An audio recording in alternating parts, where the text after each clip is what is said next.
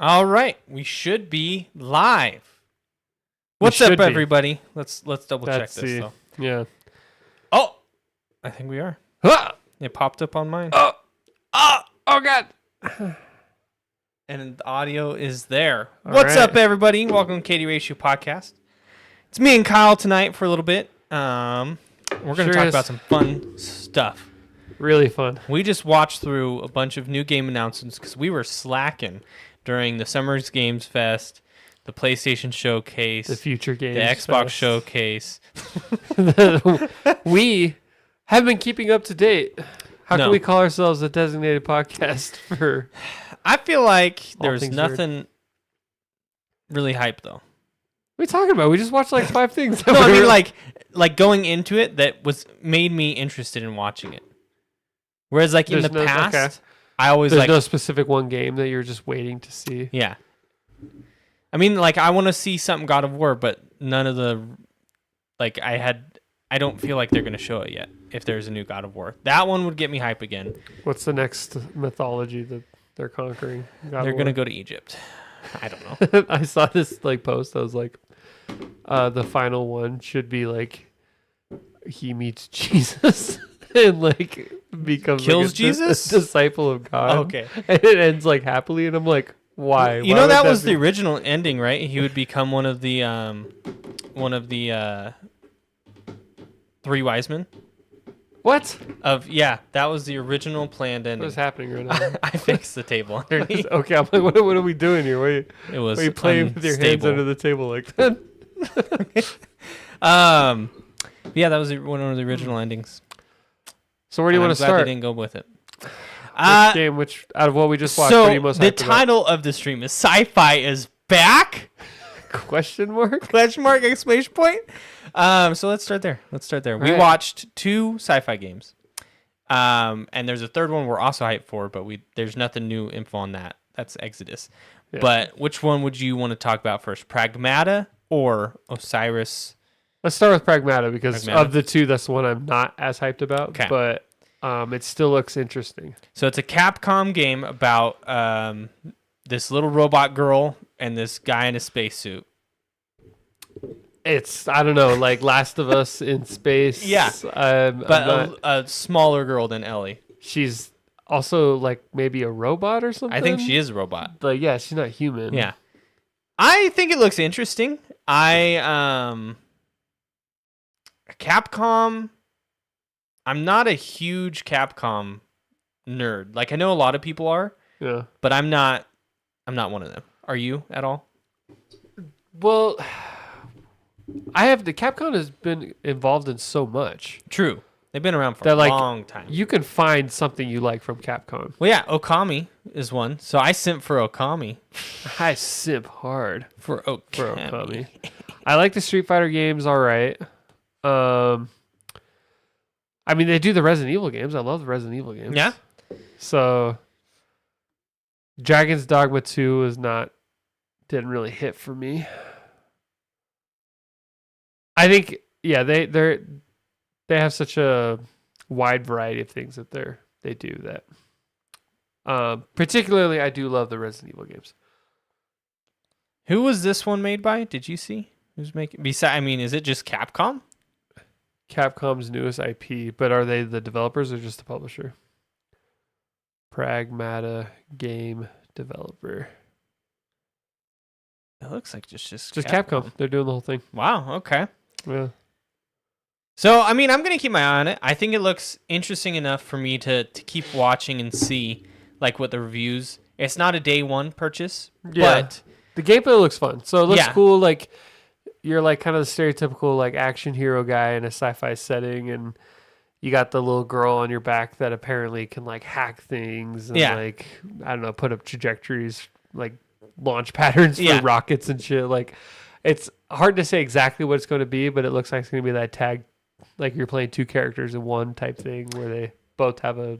and like you said, it looks thing they very do. much Last of Us in space, which can work really well. Like Yeah. I love Last of Us. I love Logan.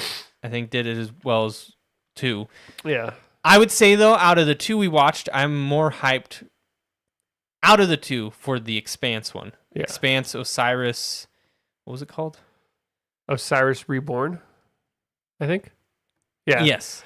So that one, they showed only a snippet of gameplay. It's based on the show, The Expanse, which I believe Billy watched, but me and Kyle, we haven't. Yes. I've seen it, but like I'm not like a religious follower in the way that some people are. That one looked really good, actually. It looked really. I don't know what I was expecting when we watched it, but when I was watching the trailer, the whole time I was thinking, man, this looks fucking good. Well, see, the thing is I had the same thought, and the whole like first 3/4 of the trailer is just cinematic, and so there's a little part of my mind that was like, okay, the cinematic's cool, but like what kind of game we dealing with? And then they show some gameplay, and I'm like, oh, yeah, it's just actually the announcement trailer too, so I'm surprised they had all that. Yeah.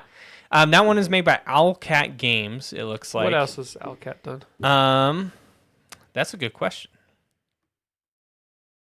But that one, to me, I'm a little bit more hyped for. I'm even a little bit more hyped to like try and look up The Expanse now and maybe watch it.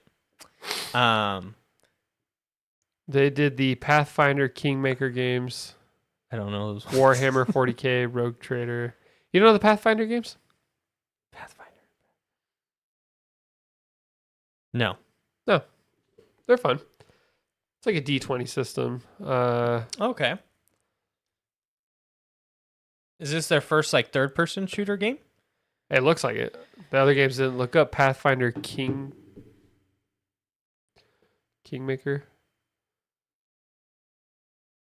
And then look at like an image of it and you'll get an idea of like Kingmaker. I think that's the most recent one. It's like a one of those like aerial. Oh, okay. I forget what that genre is called, like CRPG, I think. I think CRPG, yeah. So that's what it normally looks like. Interesting. And this looked like a full-on third-person action adventure. Like, yeah, this looks nothing like no what they've done in the past. So this is a new thing for them, seemingly. Yeah, I thought that one looked good. I'm excited for that one. I love sci-fi. Me too. In games, and I feel like we don't get a lot of like quality ones. I feel like there's a lot of duds when it comes to that. Well, we don't get. I feel like even then we get sci-fi that is about like it's sci-fi. The but world ended. It's more well that too. But what I was thinking is there's a lot of like fantasy sci-fi. Yeah. Like in the vein of like Star Wars. Yeah. We don't get a lot of hard sci-fi in gaming. I would like something based. That's why I like Mass Effect a lot. I like things that are kind of based in potential futures in reality. Yeah, and there's even if it's still fantastic, but some type of realism to it. Like, I love Dead Space, even though that's a it's a horrible future. It still has this like. To me, that's sci-fi I want more because it shows humanity didn't just like collapse. Yeah. It made it to space and it like has colonies and it's really cool to explore that science fiction. Do you like? Would you say there's like high sci-fi and a low sci-fi? Like high sci-fi? Like high fantasy, low fantasy? Yeah, like I think so. Like Destiny would be like a high sci-fi. Okay, yeah. And then Expanse would be like low. Expanse would be like low sci-fi. Because it's like very realistic, very grounded. Mm-hmm. I think that whenever it comes to like sci-fi games, I feel like 9 times out of 10, it's like it turns into like Starfield. Like they don't ever quite deliver. Yeah. They dream really big. They dream too big sometimes. Yeah. I'm like, you don't have to explore a universe like procedurally generated. Like if you just give me like, 10 to 15 really well-developed planets to visit in a sci-fi game, like that's enough for me. I don't need to. Did you ever play Outer Wilds? Outer Wilds, yeah. Yeah. Mm-hmm. That one is the perfect example. There's I think 8 planets. Yeah. And it's one of my favorite games. Like it's so good. Yeah. You can only play it once. It's not much replayability because once you beat it, because that's part of the game. Yeah, beating it is the puzzle. And Yeah. then, so like when you play it again, like a second time, you can beat it in like what, minutes? Yeah. Like it's super quick. But that proves your point. You don't need this huge, massive, open, like procedurally generated, like No Man's Sky. It just has to be a simple Because it thing. turns into, we've said it before, but it turns into that as wide as the ocean and deep as a puddle. Yeah. Like boring. Like we don't need that. I remember when I first built my PC, I was really excited to play Elite Dangerous. Yeah. I still, to them though, I'll give props to them. I don't think they're as bad as like Star Citizen. Mm-hmm. They at least are honest about like, we're still adding stuff. It's a work in progress. It's like, but it's fully out, and they didn't promise a bunch of stuff. Or No Man's Sky.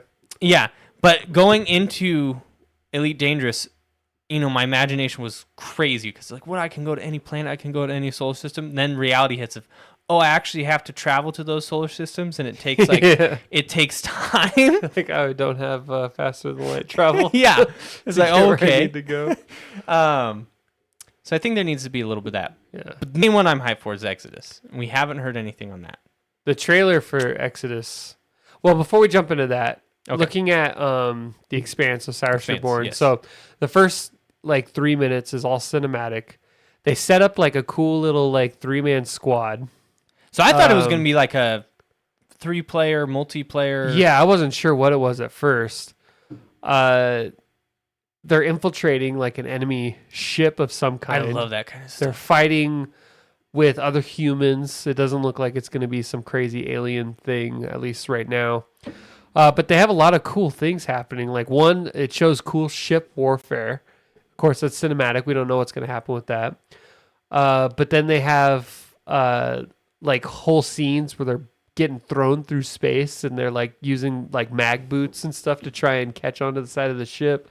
Like if they can translate that into the game, I'm already sold. Well, and Like, even it looks good. when they cut to the gameplay trailer, there's sections. Now they look guided. They look like cinematics, but there's sections with zero gravity. Yeah.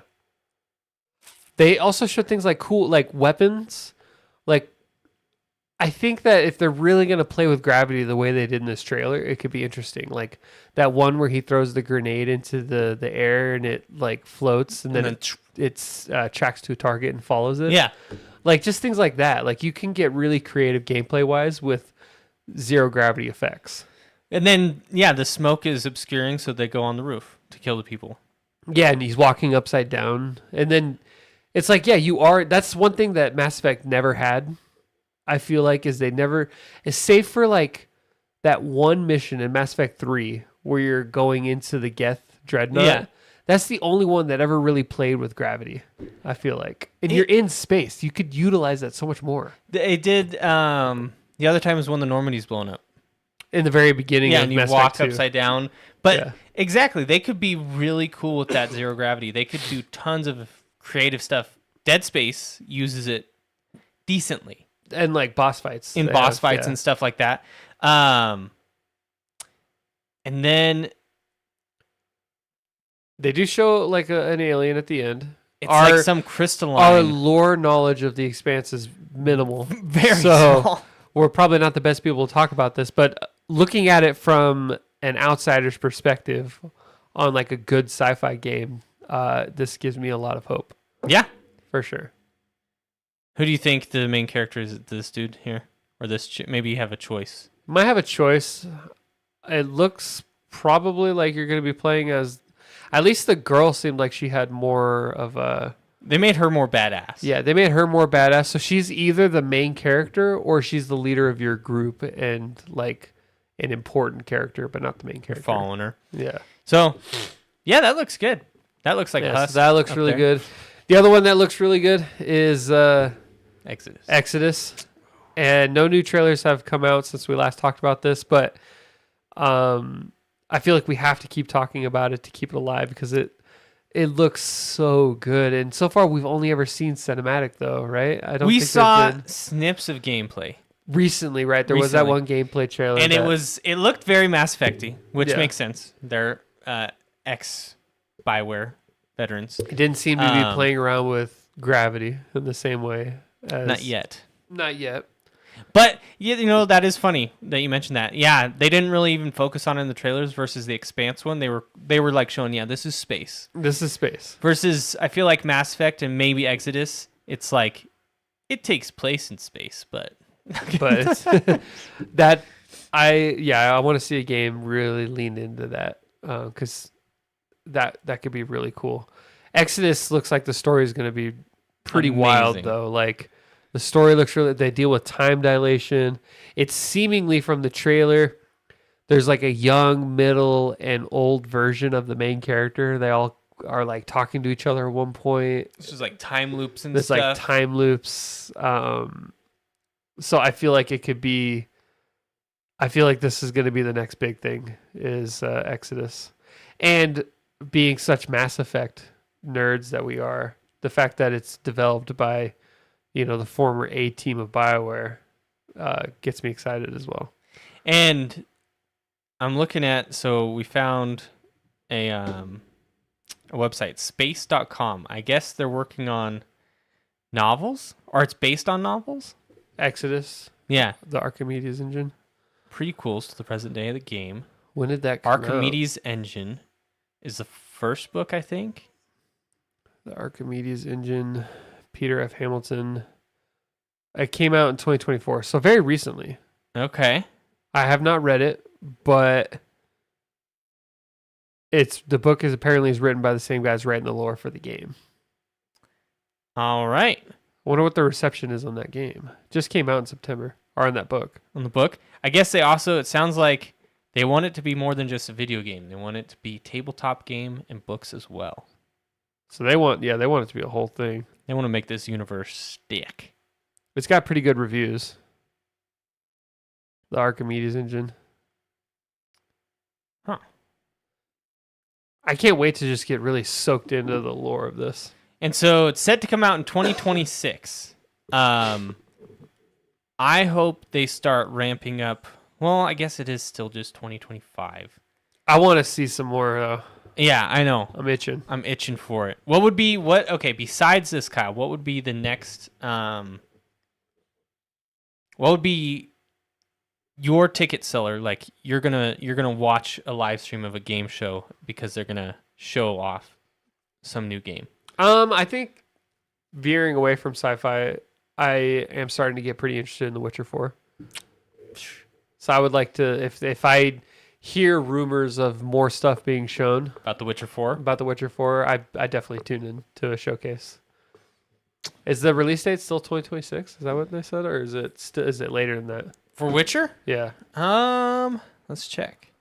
We also watched, perfect segue, we watched the tech demo.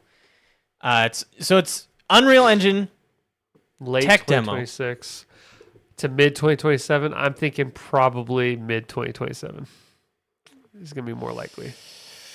Probably Redanian intelligence. According to to Redanian intelligence, the AI pulled this. According to Redanian intelligence. I feel like are the fans call themselves that or something? They must. I don't know. That's silly though. But yeah, we watched the tech demo as well. So no huge story things have come out, but it's a tech demo. Yeah, it's not even necessarily what the game looks like currently or what it will look like, but it's a good idea of what it will. And we did get some confirmations. One is it's going to take place in Kovir. Yep. They showcased the big capital of Kovir at the very end. Your horse's name is Kelpie. Ciri is officially on her own. As no Geralt. Witcher. Geralt Witcheress. is a Witcheress. Geralt is retired. In his wine villa with Yennefer. Was it Corvo Bianco? Corvo Bianco. Yeah, he's done. He's saved the world. I'm sure he'll show up. He'll probably show up towards the end in like a cameo role, but he's definitely. I don't think he's gonna steal the show. And we were theorizing, right? Because how are they going to nerf Ciri? Because she was pretty OP at the end of Witcher 3. I have two ideas on how they could do it. So first off, they have confirmed that Ciri did go through the trial of the grasses. So they could have it be that, like, it weakened her to go through that, and she has to like build up her strength again. Or at the end of Witcher 3, she shut down the portal, right? Yeah. Yeah. Maybe that drained her or something like that, you know. It took a bunch of energy to turn that off and get that fixed. Her teleportation is going to be what takes the biggest hit, apparently. Access news. She still has... I think everyone is kind of thinking the same as you, that the Trial of the Grasses kind of nerfed her. Which seems like, why would you do it then? Yeah, well, it could be that it just, like, it nerfed her, but she has to grow that muscle back, so that's how we level up is, you know, her getting those abilities back. Yeah. Or something. But then who knows? Maybe she took the Trial of Grass. Maybe this is like 10 years after she took the Trial of Grasses or some crazy. I think she's supposed to be like, by this point, she's supposed to be like 30. 30? And she was like 18 or 19 in Witcher 3. I think. So people are saying the same stuff, though, on what they think? Yeah, everyone's kind of assuming that Trial of the Grasses is what's nerfed her. Let's see. How old is Ciri in Witcher 4? She is supposed to be, at the very minimum, she's supposed to be in her late 20s, possibly mid-30s. And then in Witcher 3, how old is Ciri? What? What? According to Game Fragger, which then also says via Game Rant, there's a rumor that there's going to be a third major DLC expansion in Witcher 3 in 2026. No. The fuck? She's 21 at the end of Witcher 3, meaning that at least minimum like 8 to 9 years has passed. More likely over 10 years. There is not going to be a DLC launching for a game that came out 10 years ago. This is likely a new story DLC developed by Fool Siri, as reported by the podcasters Rick, Rock, and Boris. Yeah, I really trust Rock and Boris. That's like us saying that new DLC is. Which the podcasters claimed has been confirmed by several independent sources. Wow. If that happened, that would be crazy and awesome, but that is just not going to happen. I don't think it's going to happen. Why? Why not just release Witcher 4? That doesn't make any sense. Well, that's interesting. But I am super hyped for it. The tech demo we watched looked really good. Did she have the cat eyes?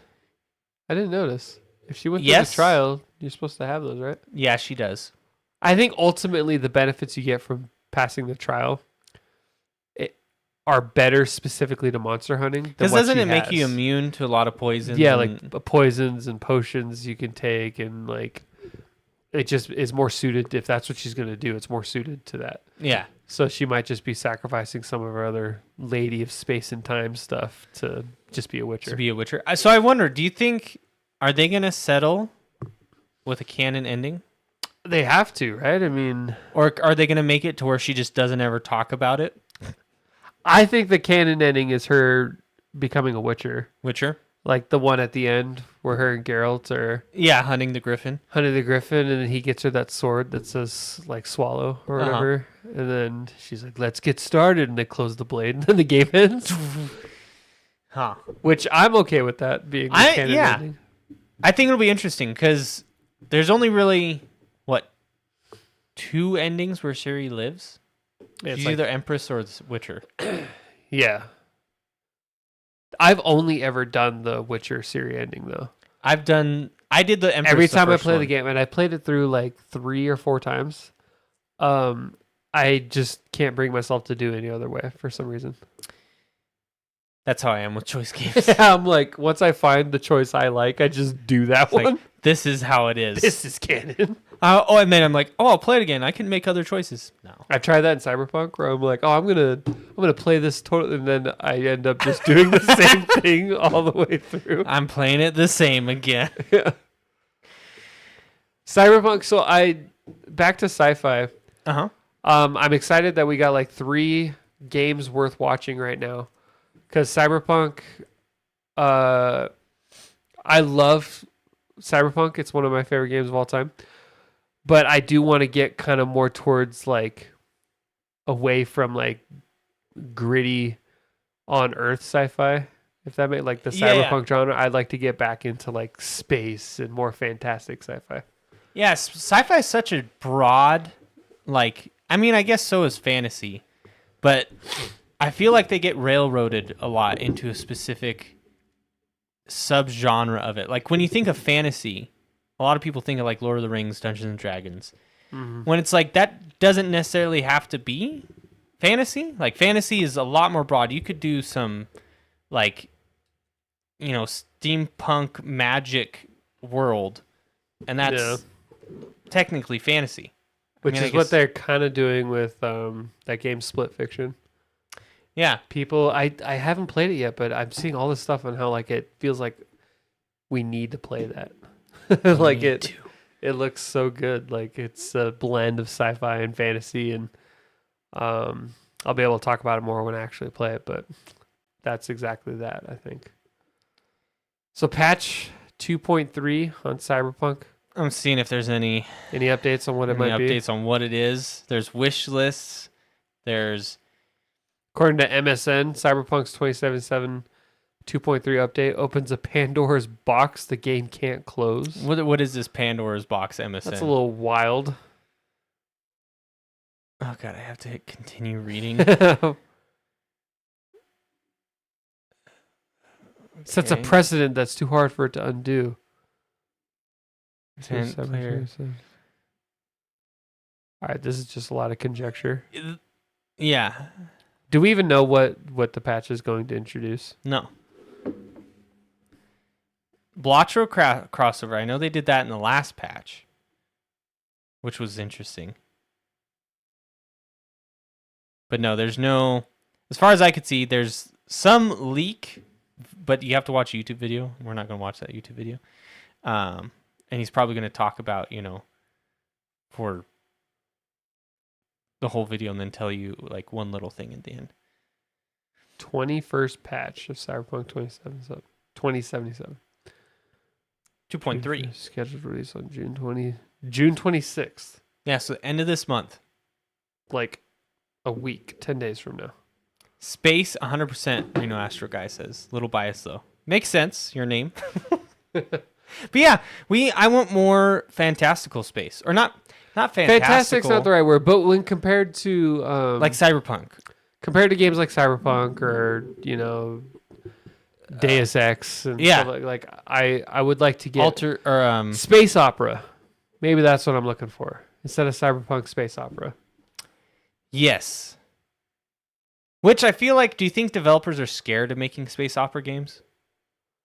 Like, because of what entails of like the planets and all that stuff? Do they feel like that's too much? Maybe.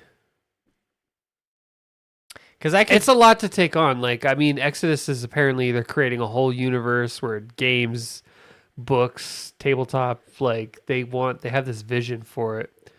I'm looking to see if space opera is actually the right like what I'm talking about.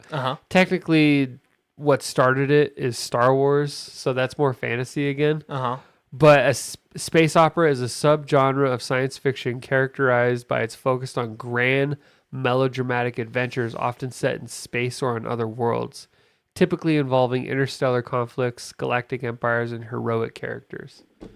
Mass Effect is technically a space opera. Makes sense. Yeah. But yeah, we need more. And I mean, I felt this way. I was sad that Dead Space, you know, there's 3 games. Then the remake, I guess, didn't do that well. So I'm excited these 2 new games are coming because I feel like it is a genre in video games that gets passed on a lot. Yeah. And it's something that, if done right, can be really good, and it's something I'm into. I like sci-fi more than fantasy myself. I watched Lord of the Rings for the first time. I can go both ways. Yeah. That's my philosophy in life. You're a bi fantasy. I'm a bi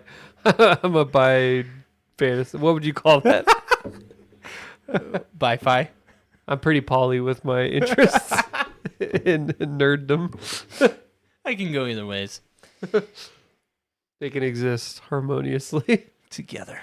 together. We also watched Blood of the Dawnwalker. Oh yeah, developed by some former team members from CD Projekt Red who worked on Witcher 3. What's your feeling on that? I need to see more. It looks semi-interesting, but it also looks very trope. Not even, and that's not even the right word, but it's very by the books for what it is. It's like, oh, it's like Blade. I was gonna say it reminds me of Blade a lot, just set in 500 years ago.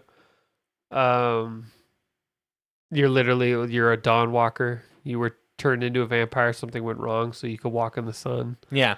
From the snippets we watched, the gameplay looks like it could be kind of fun. Mm-hmm. You're like walking on walls and a lot of aerial movement and rooftop jumping and stuff and typical third person kind of action. Definitely, you can see the inspiration from Witcher. Yeah. The music too feels like that Slavic folk music. There's a few things that not necessarily I'm hesitant on, but stand out to me. So, have you heard the whole 30-day thing with it?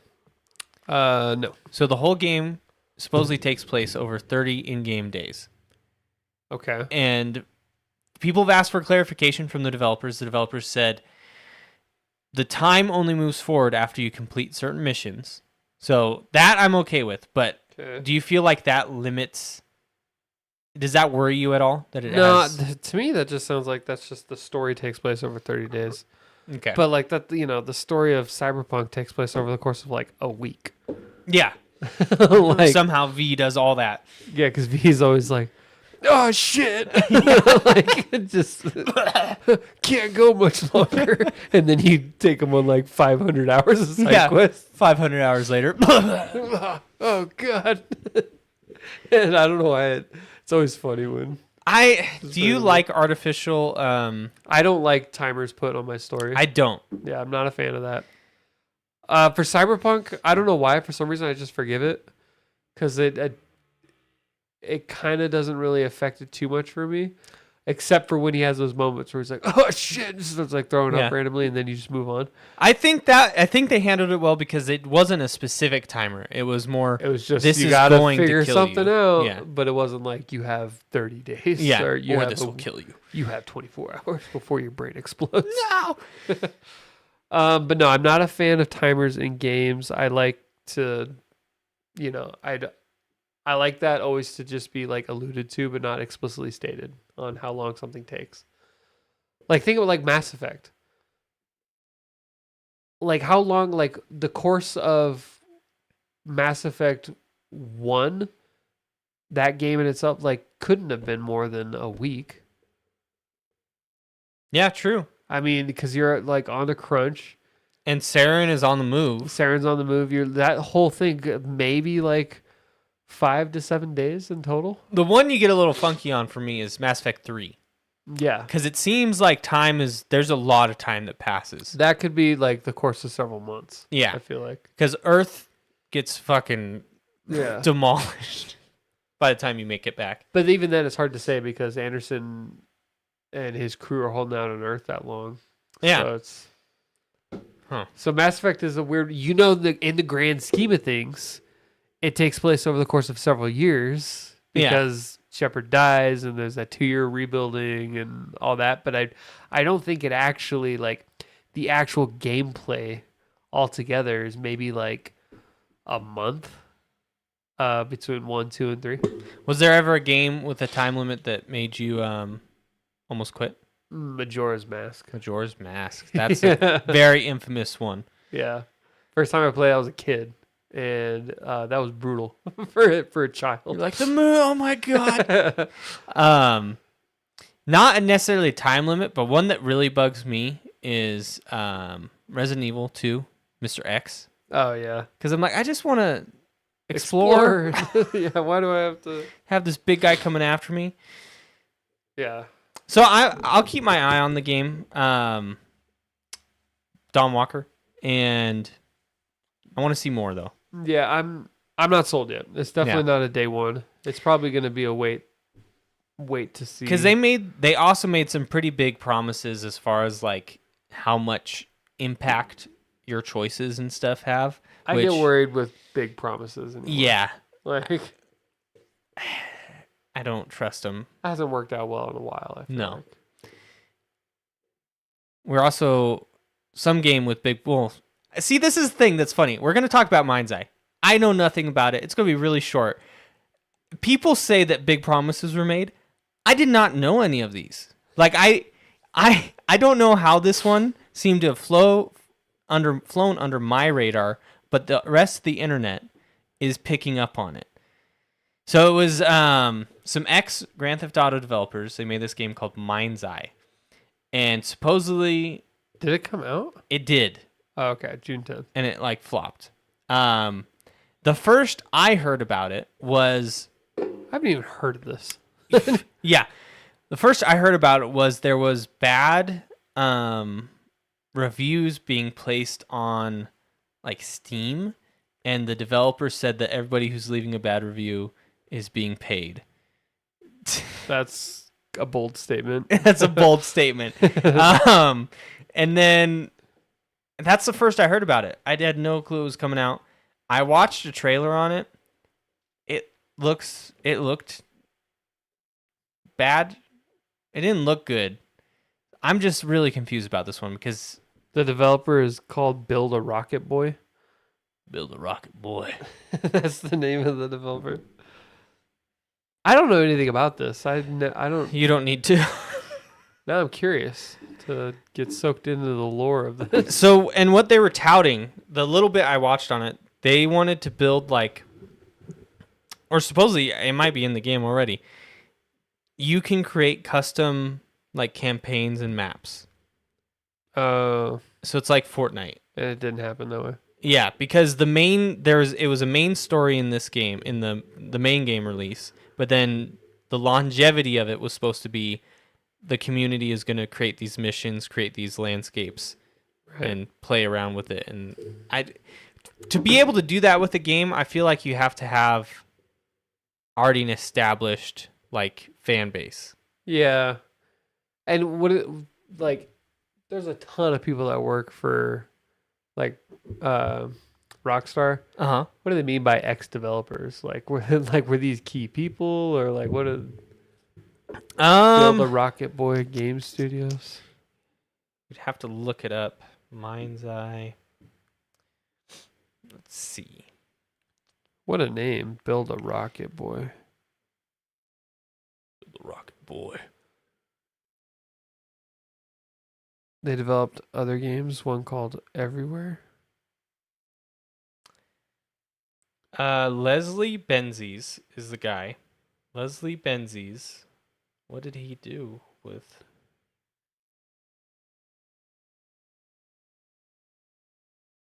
Oh, damn. He tried to sue Rockstar. Oh, man.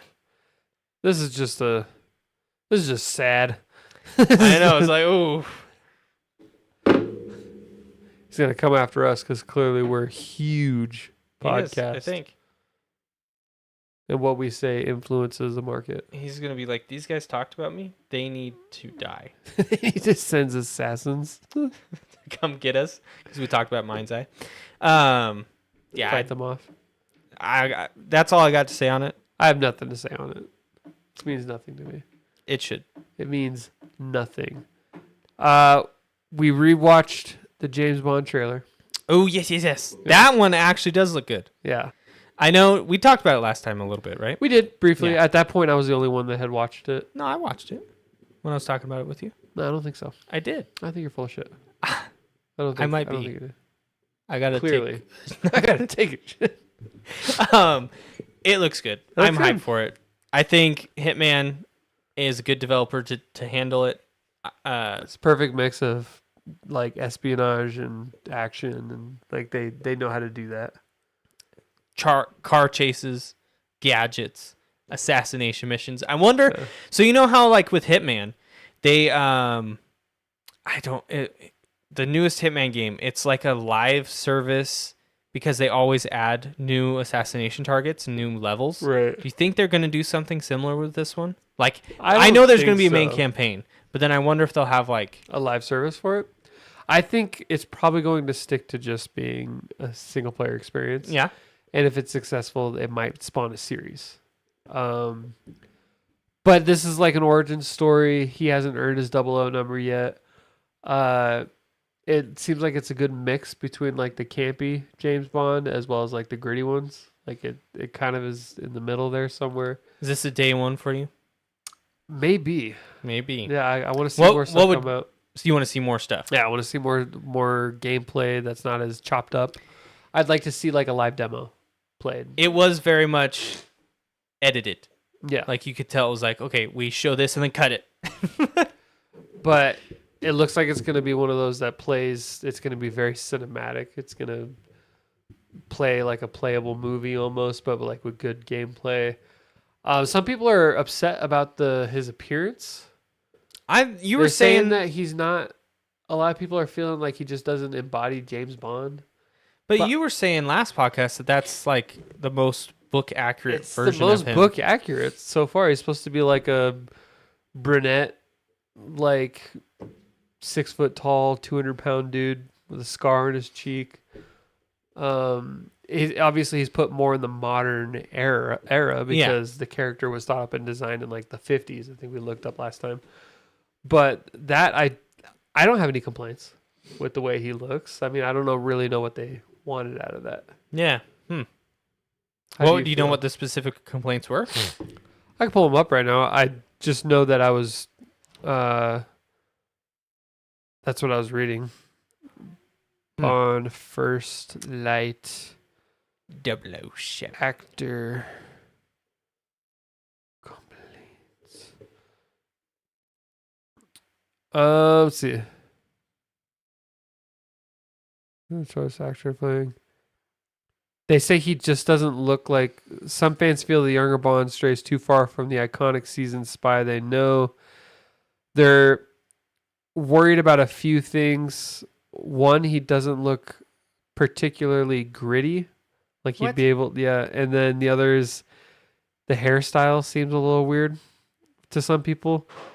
And they're not a fan of the age they chose. Apparently he's 26.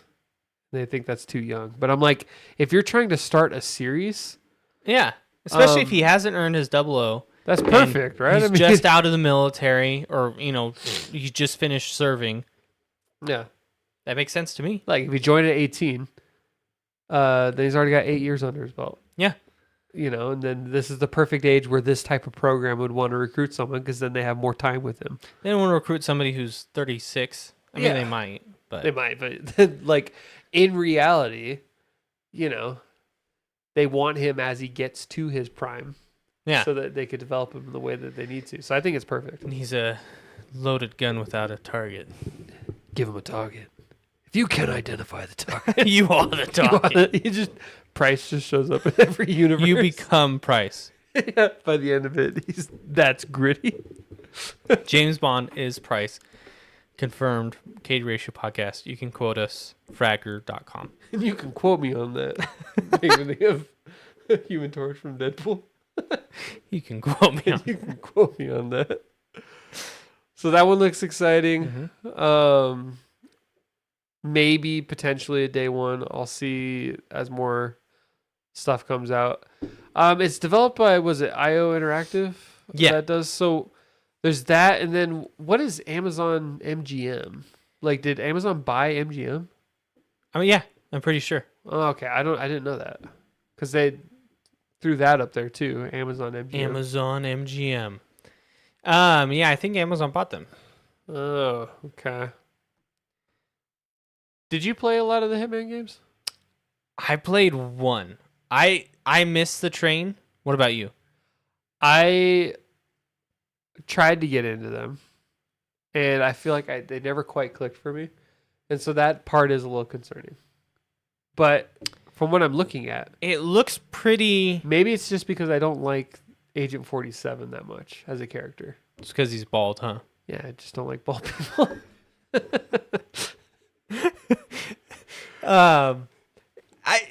I agree with you. It's like I think I probably rented one. I never owned a Hitman game. Yeah. And I played it, and it just didn't click. It couldn't hold my attention enough to where I became a huge fan. Now watching this, I could definitely see the influence from Hitman in this game. Like I could see the crossover of how they design, but then it looked like they were innovating a lot as far as their combat system, and I don't believe Hitman has ever had car chases. No, I might be wrong though. I could be wrong as well, but I don't think so. Ghosts of Yote. We didn't watch a trailer on it, but so did you watch the one? This isn't necessarily a newer trailer, but did you see the one with the names of all the targets? Ghosts of Yeah. I didn't. That doesn't. No.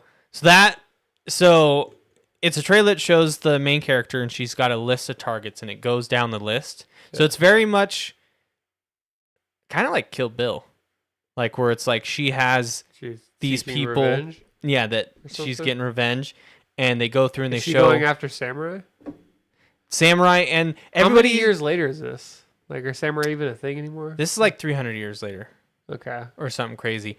There are going to be a lot of parallels drawn between this and Assassin's Creed Shadows because, oh boy, it's the same thing.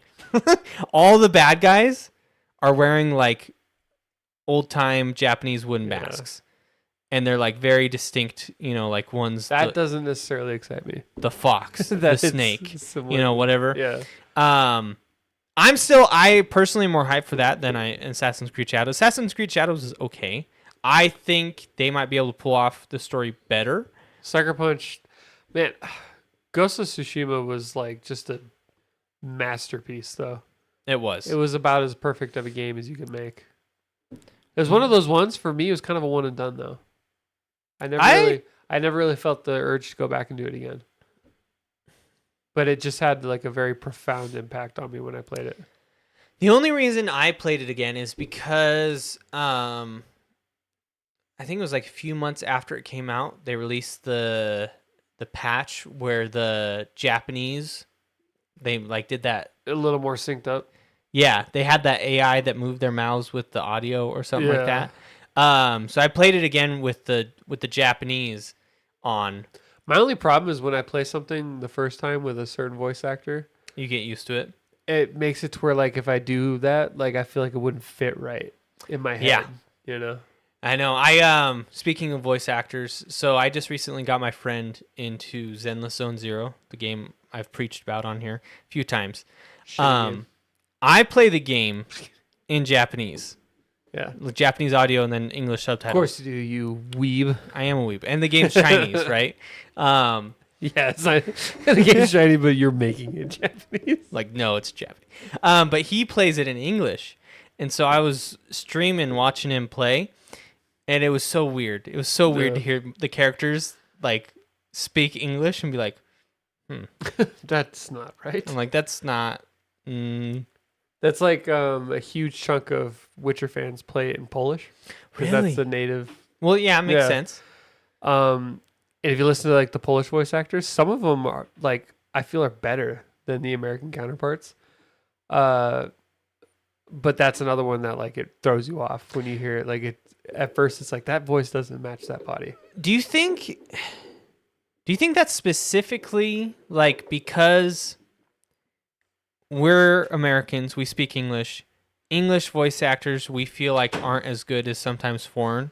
Maybe. Do you think like Japanese people think Japanese voice acting isn't as good? Because I don't know. I mean, that might be a very American thing to feel like I don't know. Because I listen to like the difference between like anime, right? You have American or English voice actors, Japanese. The Japanese usually are leagues better. Yeah.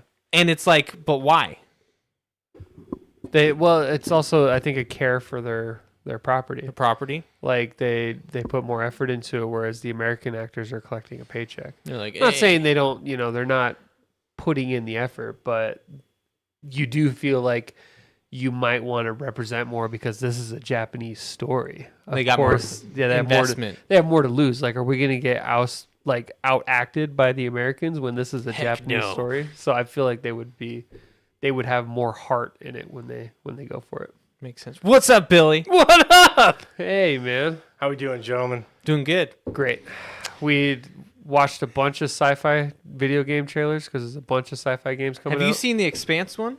Have you seen the trailer for the Expanse game? I think I saw. I have not watched it, but I think I saw it popping I up. know what we're doing after this because We're this game spanking looks into it? good. It does. Shit. And Who's making you it? watched. They were making bald jokes. I forget the name. Excuse me. Excuse me, Reno. We were. Yeah, he threw us under the bus. Wow, so that was quick. fast. He takes one to know one. Astro guy. There was one moment, all right, where I said I don't really like Agent 47 as a character. And I he said said because he's bald. And I said, yeah, I hate bald people. And then we looked over And I at was the absent. empty at the empty chair. Kyle didn't even take the good share when I wasn't even here. My body's become acclimated. Hey guys, remember when I said I'd have everything set up for you? Yeah, it Yeah, wasn't. you lied. Today I have quite the story for you guys after this podcast, but All right. today was quite the day. For context, he said he would. And let's be clear, we're the ones invading on his house right now. We were here eating dinner without him. Let's just say nothing went planned. But he goes, I'll have the room ready for you to get there. There was a whole bed. We took everything out and moved it. There was The nothing. table wasn't Not a set single up. thing was ready. And he wasn't here for us to tell us where he wanted stuff, so we just guessed. But I saw that you moved your vehicles so I could park in my garage, and That's I was right. so grateful. I was like, these guys, it's only taken 5 years, but we are in harmony, man. We originally know parked each other's where steps. we originally parked where we normally do, Yeah. and then we went out in the garage and saw. We were like, "Oh, damn it!" We went out and moved our vehicle. They took his car. I'm excited for this. I'm going to say it. I bought a game. Last episode, No I way.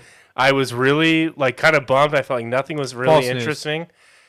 False news. Fake news. Oh, it's fake news, I know. False. I have been lying. Billy Assertion. buying a game. What?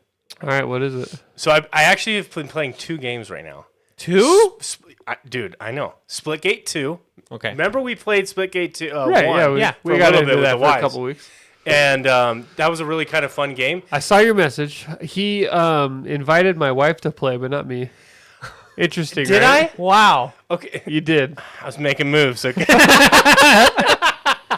Caught me red-handed. Got me right in. I was playing Star Wars: The Old Republic, and Tori's just about to go to bed, and she's like, "Billy just invited me to play Splitgate," and she's like, "I'm too tired." And she went to bed. But So there's a button in like your social panel, Oh. and I think I hit it, but it was like invite everyone who's online. And I don't think you play online. I think you play offline. well, it's crossplay, and I think I had played it on PlayStation back in the day. I think that's what it was. And so it doesn't have like an account or something. Yeah. Because I hit it, and I'm like, I think I just invited Tori. I'm like, yeah. Anyway, Splitgate 2. Splitgate 2. Are you back into first person? No. It's a BR This also now. This is a flash in the pan. Like, Gotcha. I'm only going to play it, I don't know if I'll even go back. But I was playing with some friends, my brother-in-law and his group. And it was just a really fun experience. In fact, do you remember when we had that night where we talked about if we could make a game, what game we would make? Yeah, Yeah. Splitgate stole my idea. they must have been listening. Literally, it's their game. It's the mechanics of Splitgate 1, like with Right. the portals and stuff like that. Yeah, basically Halo Fused with with portals. exactly my idea. It's a battle royale with rounds, and there's 4 different zones that are completely separate, and you dwindle down into those zones, and you get forced into the other groups. Yeah, Literally like it's so funny, and it's so fast paced. The matchmaking is quick, and it feels light, and I was really enjoying myself. It was really, really fun. not bad. And so I definitely recommend that if you're just looking for an easy That download. one's free, right? It's free. It's an easy download. it You is. could check it out. And, He wouldn't have bought it. yeah, Well, he said he definitely- bought a game. I did buy a game. He's getting to it. If you had to guess what game I bought, take a guess. Uh, It came out in the last 2 weeks. Here, I got one. in the I got last 2 one. weeks. Last 2 weeks, Yes. I got one. date everything. What is this? Oh, definitely. Definitely this one, right? Is this like a sexy Put game? that up on Is this screen. a sexy time Put that game? up on screen. I will. Hold on. I gotta Date everything. get the I picture. love Why is it so everything. small?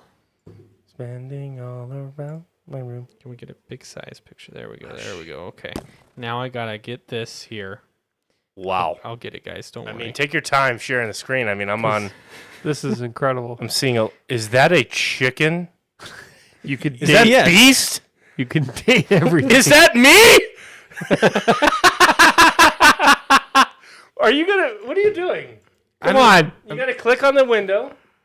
Click But on second monitor. and then choose window capture. Okay. Change it to the, There we go. There we go. Okay. and then transition the scene. So right. there's You guys clearly see this? me. There's me. I could date myself. There's Beast from Marvel. There's a chicken. There's a chicken. you can date everything. Wow. Now Wow. let's go to the actual website here. Virus. Chat. Does anyone in the chat know what game I bought and downloaded? You mean it's not this one? No, it is definitely not this one. You're stuck at home with no job and We're no going hope, all but a in on pair this of joke magical here. glasses brings It's you on the happiness. Switch. I think you can date like your plate.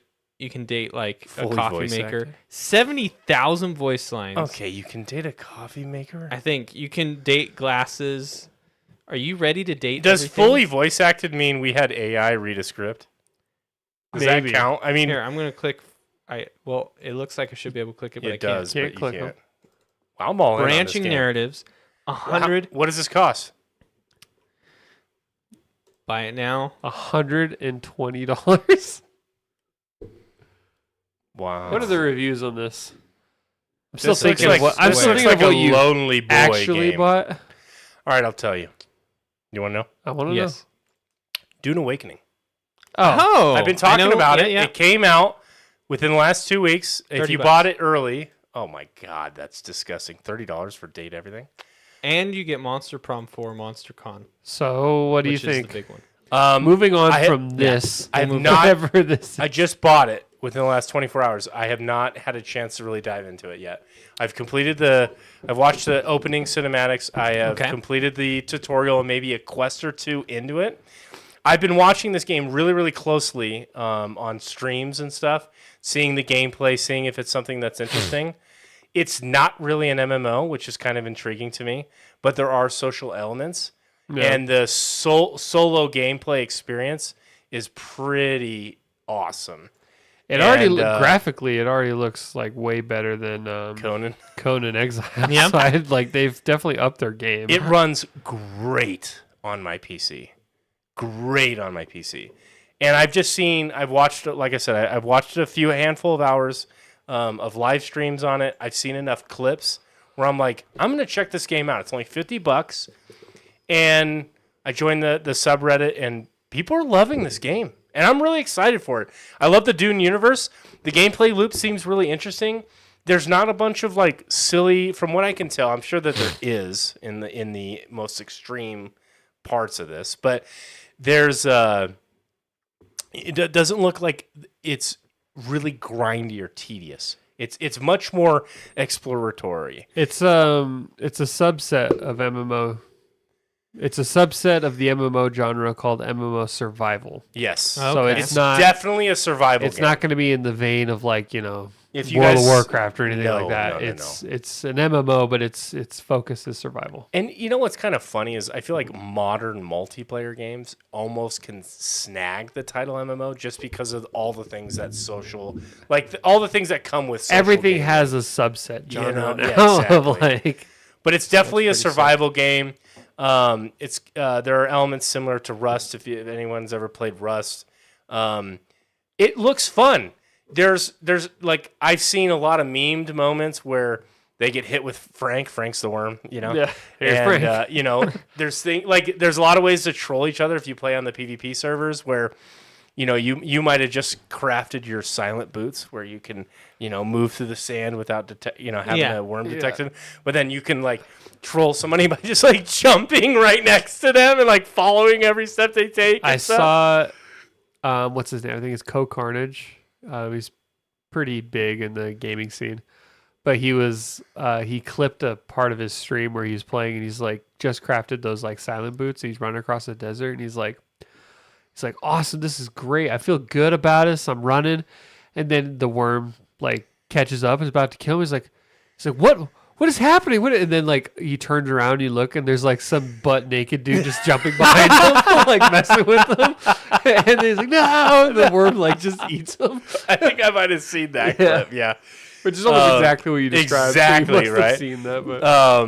It just looks like a fun game. A lot of the reviews are saying, people have already put in over 100 hours because gamers go hardcore. Jesus. No. And they're saying that it just was really a nice passive flow through the game. They never felt like anything was grindy. It just was fun. It felt like you were exploring and navigating. So I'm looking forward to playing this kind of game. I've never really done the survival side of games. Typically, I find them to be a little tedious. This doesn't feel tedious. This almost feels more on the vein of extraction shooter-esque. You might be a little more forgiving because you like Dune. 100%. The IP definitely is drawing me. I don't think I would try this game if it wasn't Dune. Right. For sure. So it'll be kind of cool. Some of the starter abilities are fun so far. Some of the mechanics to survive, where you have to like slurp dew off of flowers and stuff, and harvest plant fibers and stuff like that, are pretty cool. There's some Uncharted elements where you're like climbing and jumping through stuff, but it's limited by stamina. So right. We'll see if I can get 50 hours out of this game, then to me that's $1 per hour. I'm happy with that. So I think you could probably get that only pretty on easily. Steam. I don't know. Did it Because only? I mean we've never really talked about it much. I am a huge fan of Subnautica. And if this is anything like that, now But he won't buy it if it's on his Steam Deck. He refuses. He refuses. yeah, if I have to play that goddamn fucking okay. Well, I sent you a PC that's like piss cheap on Facebook Marketplace. You did, but it was Jesus. that doesn't. It's still PC. It's gross PC. Gross. Anything with those two letters. Ugh. It looks like it's only on Steam currently. As of now, there is a planned release for console. 2026. Ooh. Yeah, From what it'll I be a can see. while before you. I guess they have 4. I don't know how this You works. could but literally- 4 DLCs planned. Okay. I don't know what that means at this point. I don't know how they can already have a roadmap for 4. Yeah. Wouldn't that depend on how well the game sold? I don't really know. Is it 4 DLCs, 4 expansions, 4 story mission packs? I have no idea. But Unreal 5 is just such a good engine that that's why you're seeing all these other developers that historically have always had really ugly games all of a sudden like, wow, they stepped up their game. It's just they're using Unreal 5 now. Yeah. It's like It's a tool. and I'll tell you, it runs so good on my PC. So good. yeah. I have no issues with it. So I mean, I'll definitely. So far. I want to hear your thoughts on it once you get more hours. Yeah, into I'll come it. back next week. I'll probably do a more thorough review. But honestly, from the little time that I played and the little time that I've watched, I'm excited. And then I'm gonna have so many questions because, like I said, I love Subnautica. I'm curious, how essential is the MMO aspect to your survival? Like, do you have to, From what I understand is, from what I've seen and what I've played, there's an absolute solo experience that you can do. You do not have to engage with the social systems. But if you want to go, when you want to get to the higher tiers, is from what it has impressed upon me is there's T6 runs and stuff like that, which are really extreme challenge runs where you need the resources of an entire guild to make it and survive through these elements and harvest full spice fields and stuff like that. You need to do that as a guild. And so to be able to do that kind of content, almost think of it like that is the social side of things if you want to do that. So that is present as well in this game. So, but from what I've heard is I've seen many Reddit posts of players who have over 100 hours with just a solo experience, and they're having a blast. Okay. And so, and then you can join a guild and do the social side if you want to harvest the more nebulous nodes and because like some of these are on timers, so the grandfather worm comes out every like 8 hours or something like that, from what I understand, and so people will get around and then. They'll like wage war on that because you're trying to collect the spice before other teams and stuff like that. So it can get really competitive. And also, like, I think there's PvP servers, and so you don't have to do a PvP server either. So it's very flexible in how you can approach this game. And again, take everything with a grain of salt. I don't have that much time in it. But this is just what I've seen and what I've read. And what little time I have played in. So. If it comes to consoles in a year, and they have crossplay, I will play with you. Hell yeah, dude. That's a lot of ifs. if, and you liked it, and if. I will play with you. That's awesome. Does it run on Steam Deck? If you just Googled that, I'm just curious. I doubt it, if I'm being honest, but maybe. Speaking of handheld consoles, did you guys get a chance to talk about the ROG Ally Xbox Edition thing that I included? No, but I'm not gonna lie, that didn't like entice me too much. I think it's kind of interesting because it's a competitor to the Steam Deck. I think the Steam Deck's still going to be the king, but this is a handheld console, the first non-Xbox product to bear the Xbox logo, which is very interesting to see kind of what Xbox is. They've never done handheld. Never. Mm-hmm. And it's very interesting. Xbox that developed it. No, this is Asus. Yeah. This is their Republic of Gamers, the ROG side of Asus. And but this is the first time you've ever seen the Xbox logo on a third-party product, which is very. So it's kind of shows you where the direction of Xbox is kind of going. Is changing. Yes. For sure. Yeah. And the handheld itself runs full-blown Windows 11. So you have like a fully functioning PC inside this thing, but you also get access to the Xbox Store on there, so you could play all the console exclusives and all that stuff on there. And then you also can run things like Steam and stuff like that and play all that game's library. So it is pretty interesting to have another market competitor in that space.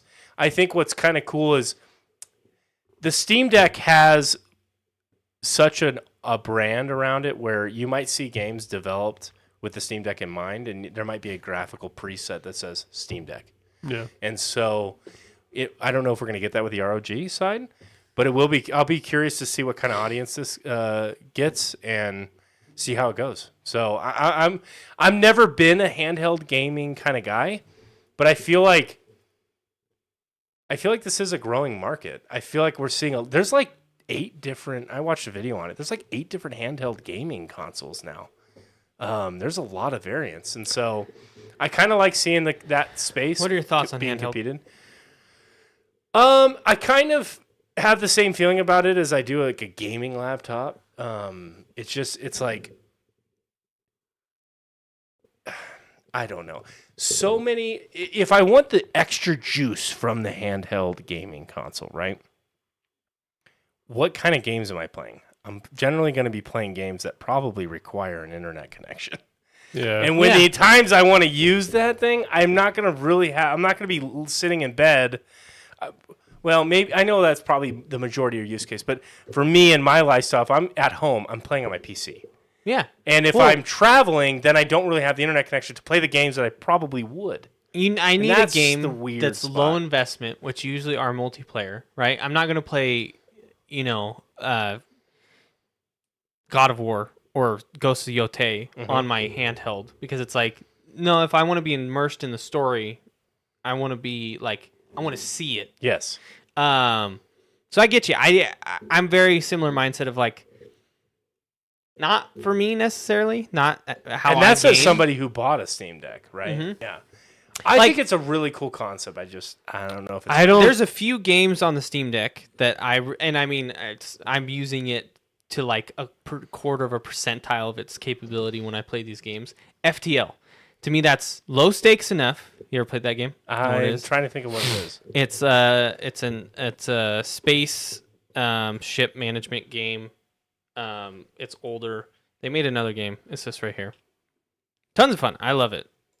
It's but yeah, you could run that thing off your phone. Yeah. I'm pretty sure there is an app on the iPhone for it. Yeah. But to me, that's low stakes. That's low stakes enough to where if I'm on a plane or something, I would love to play this. Like that, perfect. But I feel like there's not many of those games, and any of those games that are out there are on my phone. Exactly. Yeah, and that's the weird spot for me. And a lot of planes and stuff, and they have ports on the back of every single chair and stuff, so you can always have a charge, available to you. But again, I just don't know if I do enough traveling to be like, yeah, I'm gonna have a $600 handheld console. Reno Astro Guy says, I use my deck almost 100% for emulation. It's great for that, but in my opinion, not much else. See, and that's a good point.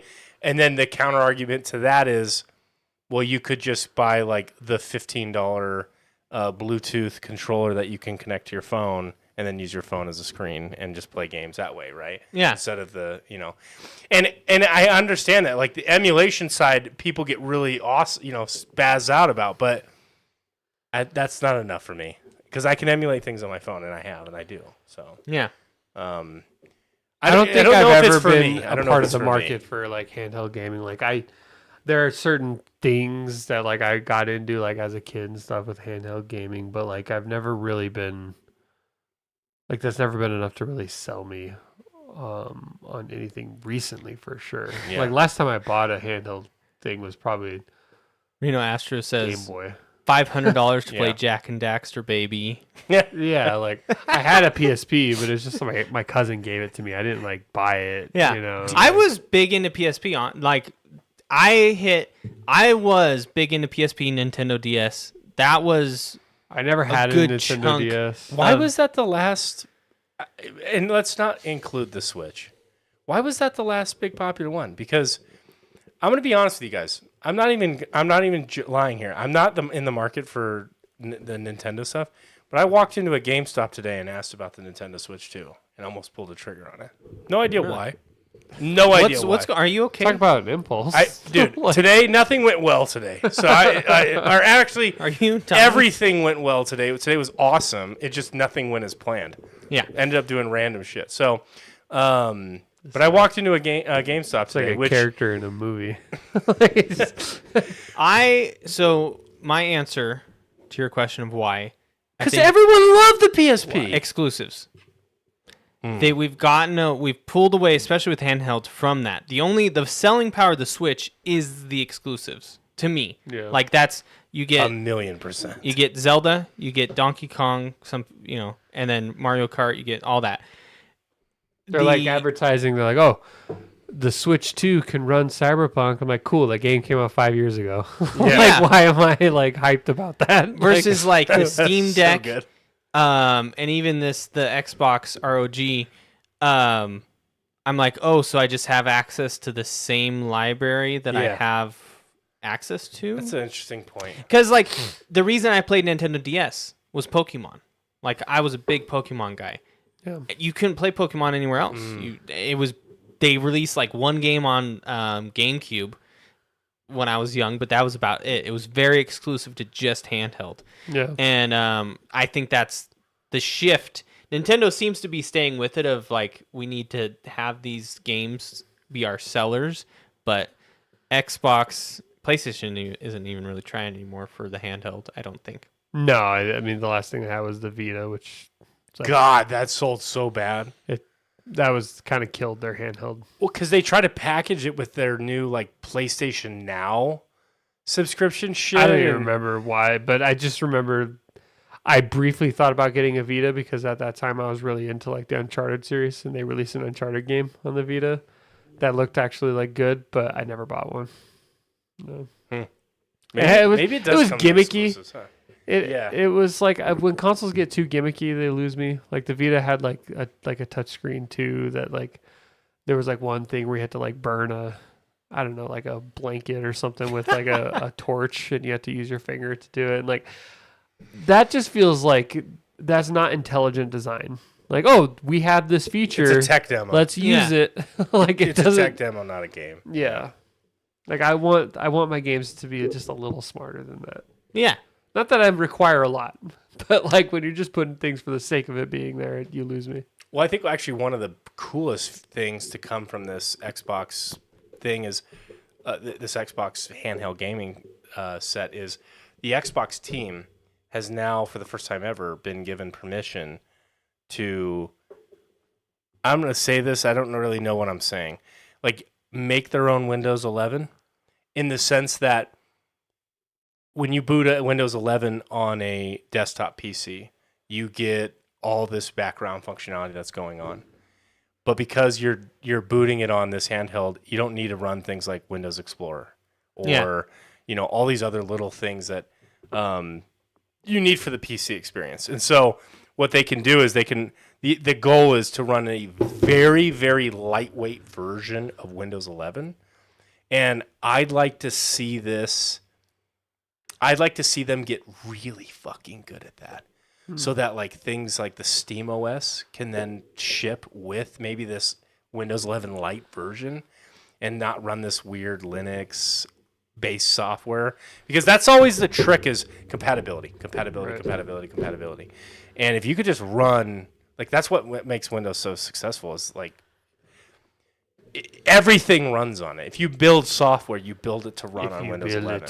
They will come. Yeah, they're already there, And so if they can get really good at that and maybe make it as its own product and then license that to these other third-party people, they don't have to do all this crazy legwork to have their kind of own weird OS and ship this kind of heavy, bulky product, which those other gaming handhelds kind of run on. If they can make it this lean and mean machine and kind of like a true mobile experience. And I mean like grilling true. machine. Because they tried to do this. You guys remember the Windows Phone? Yeah. They tried to do this, failed epically. Windows 8, do you guys remember that? Disaster. Mm-hmm. That was a fucking disaster because it was clear that was made for tablets, and then they forced everyone to use it. So bad. Yeah. Especially after Windows 7. Windows 7 was peak. For me, it was so peak. It was so good. I loved Windows 7. And Windows 10 was good. Windows 11, I don't even know what the fuck the difference is. The center stuff's in the center. Okay, cool. Yeah.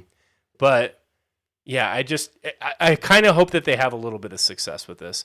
And also, I don't know if we're at a certain point with hardware or maybe we've hit that limit where, I mean, when you look at not this game, but like Faster Than Light. When you look at Faster Than Light, no, when you look at a lot of the games that you can run on your phone, or the games that can run on the Steam Deck and stuff like that.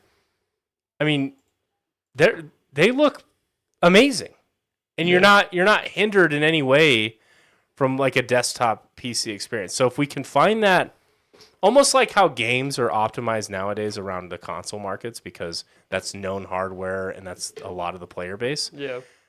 Maybe we can shift that down even further where it's like these handhelds are maybe some of the optimized targets and games just run better. Because I'm really kind of tired of PC ports being so shit, so unoptimized. Speaking of that. So bad. CD Projekt Red just made an announcement where, I don't know the exact verbiage, if I'm misquoting this or not, but they basically were like, we're designing this console first, PC second. Like they just said that. Talking about Witcher 4, they didn't even like everyone else deal with it. They were like, "Fuck!" Like you're just gonna have to accept that this is designed for consoles, and then secondly for PC. And like, well, at least they just admitted what everyone does, But is it that hard? I know it is because it's plagued gaming forever, but damn, man. So anyway, those are things. Consoles in mind first. Yeah. Witcher 4. Console first approach with 60 FPS. Wow.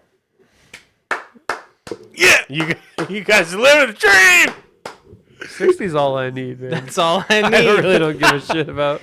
Well, it's all most of you guys and most console gamers play on TVs. TVs are 60 FPS, so you're not gonna. Why optimize for any more? I actually plug in my console into my laptop, play like that. That's the worst idea ever. No, 60 FPS is totally reasonable. Totally reasonable. And then he said, It's not great. We're but going to it's work reasonable. really hard on getting it 60 FPS on all consoles, including Xbox Series S. But that's going to be very difficult. But we're going to give it a shot. The main And character become a block. And everyone's like, wow, they can't make it seamless across all consoles. Like, Xbox Series S is an inferior console. Dinosaur. It's already like 5-year-old tech. I was gonna say, when does this game even come out? 2028? 26. Oh, Possibly really? 27. Oh, Yeah. I did not think we're even close to that. Okay. But, like, it's I would say already- 2027. It's already going to be, by the time it comes out, 7 to 8-year-old tech. And then on top of that, it was inferior when it launched in 2020. Like, they what do setting- you want them to do? Are they setting themselves up for failure again? Because I in a think couple that- years, it's going to be the PS6, right? I think that, I hope, this is a hope, but I do think that there's a lot of merit to this. They will probably never have another Cyberpunk situation again. I They think can't that afford it. they can't. They won't. And they have learned every lesson there is to learn from that. And I think that they would sooner lose investor funds than release a bad game again. So you're saying, because part of the sell of Cyberpunk was how beautiful it was, you're saying that they would actually probably prefer to downplay some of the graphics because that's They would sooner undersell than they would oversell than to just not relive that whole situation again. But do you think would it behoove them? Definitely not. I already know my answer, but to only sell on the next gen? No, I don't think they're going to sell in the next gen. Really? Then Witcher? I think 4, they're gonna. I think they'll do Witcher a 4 is. re-release kind of thing. I think they're going to sell with this generation in mind. It's going to be playable on the next gen, but it's not a next gen version. And then I think in like 2 to 3 years after this game comes out, then they'll have an official next gen version. But I Cyberpunk. do not think that they're going to have an actual next gen version. Could you look up the Xbox Series X, what its comparison is to Xbox PC? Series S, you mean? Yeah, S. I can't ever keep the name straight. Of its comparable PC component. I'm just curious. Because you're right. At what point? No, I don't care about the specs. I want to see like PC hardware comparison. Because at what point? I mean, that you're right, Kyle. That's going to be like so old at that point. A 1650 Super. That's what they're equating it to. Oh boy. A 16 GTX 1650. So that doesn't even have ray tracing. No, 1650. 1650 Super. When did that come out? Like 2015 or something? They got weird. So you look that up. GTX 1650 when that came out. Cuz they did the 10,000 series. Yeah. And then they did this super refresh. I would say it probably came out in like 2020. At Reno Astro Guy says my grandkids played with its 1650. Yeah, see there 1650 Super. Look up release date. So 1650 Super, you can get one used for $75. Not looking good. It's a 4 gigabyte. Okay, so 2019. Bless you. So we're talking exactly what Kyle was saying, like 8, maybe even 9 years, 8-year-old depending when tech, this yeah. comes out. And it's only a 4 gig card. Oh, shitties. They're not. I mean, they're not going to release anything with the next generation in mind. Yeah. They're going to have a solid release for this generation, and then in 2 to 3 years they'll have the next gen re-release version. That's what they did with Witcher 3. Even they just barely came out the this generation version of it. And then they said, "Oh, here's next gen." It's just amazing to me how they can come out with a game like this 8 years later and make it work. You know, that's the beauty of consoles is how they can hyper specific optimize Did you certain have a things. chance? We watched it before the stream. Did you have a chance to look at the tech demo? Of Witcher Unreal 4? Engine? 4? Oh, Unreal Engine? Well, they released the Witcher 4 released a tech demo highlighting their use of Unreal 5. Did we not watch that like a couple weeks ago? Or is this new? I don't think we watched it. We didn't watch it together. feel like I watched that. You might have watched it at some point. Yeah. But She I don't puts know. her hood on, rides a horse. we can go through like after this, just like a Sure. quick jump through version of it. But It looks pretty I love amazing. that. What tech specifically? Just like how light. a lot of the foliage stuff. They go over foliage. They Um, go over crowd, NPCs. Yeah. Even Lighting. like muscle mechanics on like the Animals. horse and stuff. Like everything is just just looks amazing. Like, but they, for instance, like there's a lot of pine trees in Covier, which is where this game takes place, and like they're saying like every single needle is like intelligently designed. Like it's Jesus. not just like, you know, it clumps or whatever. It's like Wow. and so they zoom right up in on it and zoom out, and it, like it's crazy how good That's it just Unreal looks. Engine Yeah. for you. Mm-hmm. That's that scalable. I forget the name of the technology, but that scalable polygon thing where you can render it, but with like less detail. Then as you get closer, it increases. Yeah. That's another thing too. Is you guys never have to experience when you download PC games. You have to. One of the first things you do. This is a newer thing. You have to compile shaders. Yeah. And that takes a long time on PC. That honestly, sometimes that's longer than the download for at this point for me. And consoles, those come with it because they're Yeah. already pre-rendered. I mean, we've had this discussion before. I think consoles still have a market because it's just God, yeah. while PCs are more powerful, there's more you could do with it. There's better like different games you could play. It's just not user friendly until you become decent with computers, but like you can't just turn it on Plug and and play. play. You can't Yeah. just plug and play, you know. And so like when I say it's not user friendly, it doesn't mean like it's hard to learn. It's just a lot of gamers just don't want to have to deal with that. For gaming, the better gaming experience I think can be had on console, undoubtedly. So, you know what? I'd be curious if I plugged my monitor into a PS5. Could I run that resolution, or does it go to a 16 by 9? I have no idea what a PS5 would look like plugged into your ultra wide, Yeah, right. Like, because Super ultra wide. super ultra wide. I never even thought of that. Do they have scaling resolutions? They have to, right? Because you could technically plug a PS5 into like a tube TV. Type in would have to PS5 super ultra ultra-wide. wide. Because then I'm curious to see how games are optimized, because that's way more pixels to. Go to videos. I'd be curious to see Let's that. see I've what never. Because I could see it kind of doing what Elden Ring Long does. story It's like, short, hey, it good looks luck. like shit. Runs like shit. It is shit. Don't fucking do it. Let me spend the next. It looks great. Wow, that's weird. That's It's definitely stretched, huh? I don't. It doesn't look that stretched. That doesn't look stretched. There was one component that looked stretched. This is definitely very reminiscent of my monitor. In fact, it might be a Samsung. Like, would you have a better like field of view? Right? Like, that's weird. Scroll down and see what the comments are. I was is it curious. stretched or do you actually see more? Like playing like Spider-Man. It's a perfect video for my situation. Really hope they add native ultra wide resolution. So it's not a. A lot of people are saying it's really not Hmm. tailored for it. Very, very interesting. So it doesn't look so stretched out. Yeah, interesting. So it still is trying to force its native resolution on it. Gotcha. So it wants to go kinda for what I 16 by figured. 9. Yeah, I didn't think that they would have that ability. Total Yeah, if you want a shame. box standard gaming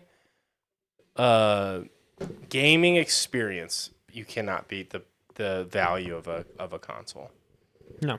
Not at all. Well, they sell it at a loss because they make so much money on games and stuff. Subscriptions So and- subscriptions. Mhm. Controllers.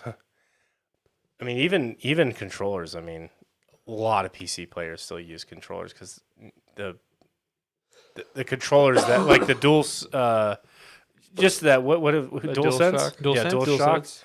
Yeah, DualSense, whatever the PlayStation one. That's just the best controller in the game, as far as I'm concerned. Especially with the haptic feedback. How many years with how many years they've been building those things, they know exactly what they're doing. They're awesome. When I play Baldur's Gate on my laptop, I usually just plug in my DualSense. Yeah, or not for plug sure. it, just link it up via Bluetooth. But I get hand cramps when we play Guild Wars. Actually, I haven't in a while. When we first started playing, You've already adapted. I've adapted. I don't think I I've got ever carpal actually gotten a tunnel. cramp from gaming, but Well, remember I you just said don't your know hand was what sore that your- one day? I don't know what your hand position is. I could keep my pinky on shift, my pad on control. you got over This- 20 years this of pad on developing your alt- PC gaming muscles. 100%. I can have three shift modifiers basically at any given time, and then these these 4 fingers available. Well, this is spacebar. Then This. is advanced. This What's is that gaming. quote? What's that quote from like Steve Jobs? You know, it's like, why have this when you have these? Yeah, he's like, He was what? talking about like, why you never use a stylus? Something. It was like, I got 5 fingers. Why wouldn't I? And I thought about that. And I'm like, that sounds way cooler than it actually is, because I never fucking use my 5 fingers Yeah. to do anything on my phone. It's my thumb. Steve Jobs is really good at coming up with like sound bites, but like Little quips. you know what's funny is when they, and now we're on a different rant, but like when Samsung first started coming out with like their just really big phones big for the time, you know, like their Notes or whatever. iPhone released a video and they're like, you know why we don't have big phones? It's because our phones are designed to be able to go from here to here and reach everything.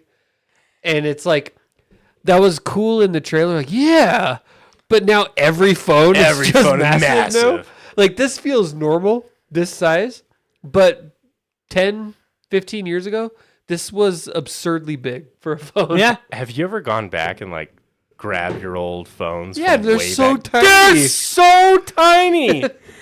It's unbelievable. We need bigger. I like my iPhone 4S feels so dinky. Well, now you have your flip, I had the flip, yeah, The fold.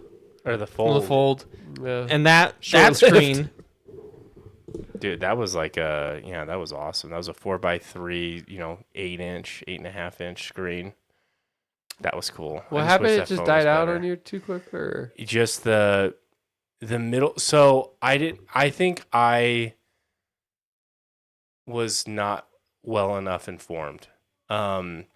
So there's a plastic film that is a peel and stick cover that they put on the inside of the foldable one, because that's a very soft screen, obviously, Right. with bend and flex. And the middle seam, it was coming up. It was getting dust on it. Just the plastic, soft. starting to come up, It was yeah. just coming up, and I should have peeled it off. But what happened was, as I was opening it and closing it, it would open, and then it would like come up. It would peel off the screen slowly. You could kind of see it peeling off. Every time I would open it, after about 5 seconds, it would make its way all the way down the line or whatever. And I think that was adding immense tensile stress onto the system, because it would stretch, and now it's Right. off. And just one time I opened it up, and I just heard poof, it just snapped, and it broke right on that line, and then it bled into the rest of the screen over the next day or two. yeah. So I read online afterwards that basically the moment that screen protector shows it's failing, you need to peel it off. And so I was just not. Ultimately, I never would have thought in a million years that would have bricked my phone, yeah. but I should have done that. Fold So. 7, anyone? Reno Astro guy says. Fold is structurally my favorite phone I've ever owned in my life. It just This was that awesome. It's still just trial right now. It's seemingly. It's just not perfected. Yeah. I mean, the fact that something that benign that you hasn't I'm a gone pretty gold technical guy, and I didn't think to take that off because I was adding any stress. And when it happened, I didn't even. What's funny is when it happened, I didn't even think that was because of that. I Yeah. just happened to be reading a thread months later talking about that, and I'm like, that's what fucking broke my phone. What? Yet. Like, because I didn't peel off the sticker, basically. He The says, plastic sticker? had a Fold 4 and I'm itching to go back. I think I had the Z Fold 4. Yeah. And I'm right there with you. Is that Reno Asher guy? Yeah. I'm right there with you, dude. Like that was what probably, like I said, structurally my favorite phone. Just didn't work out for me. I had a person on my team at my last job that every time he got quiet, I'm like, what is he doing? And I'd look and he was playing Call of Duty on his Fold. And I'd be like, put that thing away. Like we were working. When I would fly, I'd have this fucking flat screen TV, you know, like hanging up, like that I could play videos on, and shit, for people 3 rows back could enjoy the widescreen television. Reno Asher says, my screen started peeling too. I took it right off though. Stupid that can brick your phone. Yeah, I'm glad you did. You're a better man than me. I For like I consider my. So you're supposed to replace it after you take it off? Yeah. Yeah. That was definitely not made like wildly apparent to me. Well, it shouldn't be a thing Yeah. either. So obviously they need to perfect it. Yeah. Or just Did it sell well? Do you think they're going to keep going on they it? sell really well. Yeah. I mean, shit, they've made 7 iterations of He it. said, I just raw dogged it after I took it off. I probably would do the same too. Most of the damage that comes from your screen, like you'd be like, oh god, it's a softer screen, I'm gonna get a lot of damage. This is directly interfacing with your pocket and whatever else crap that you have in there. When it's folded, there's nothing in. It's not rubbing. Unless on there's anything. like sand or something Unless that gets there's in. sand or something in there for sure. But also, not everything was optimized for it because you're running it in such a weird resolution. Shit would look stupid sometimes. You're like, what the fuck is this app? This is so dumb. No, one of my favorite phones ever. That and the Note 4. Those are my 2 favorite phones ever. The Note 4 was. The Note 4 I had for the goated. longest time. Which one do you have now?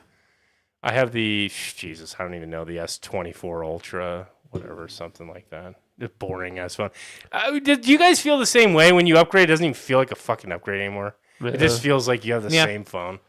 I've been rocking the kind of a 14 bummer. for like a couple of years now, and I haven't felt any need to No. change it. Last 2 phones I've had for like 4 years minimum. But well, besides the Fold, but yeah. What do you have, Dill?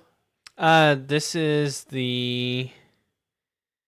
I'm pulling it up because I don't remember. 16 Pro Max.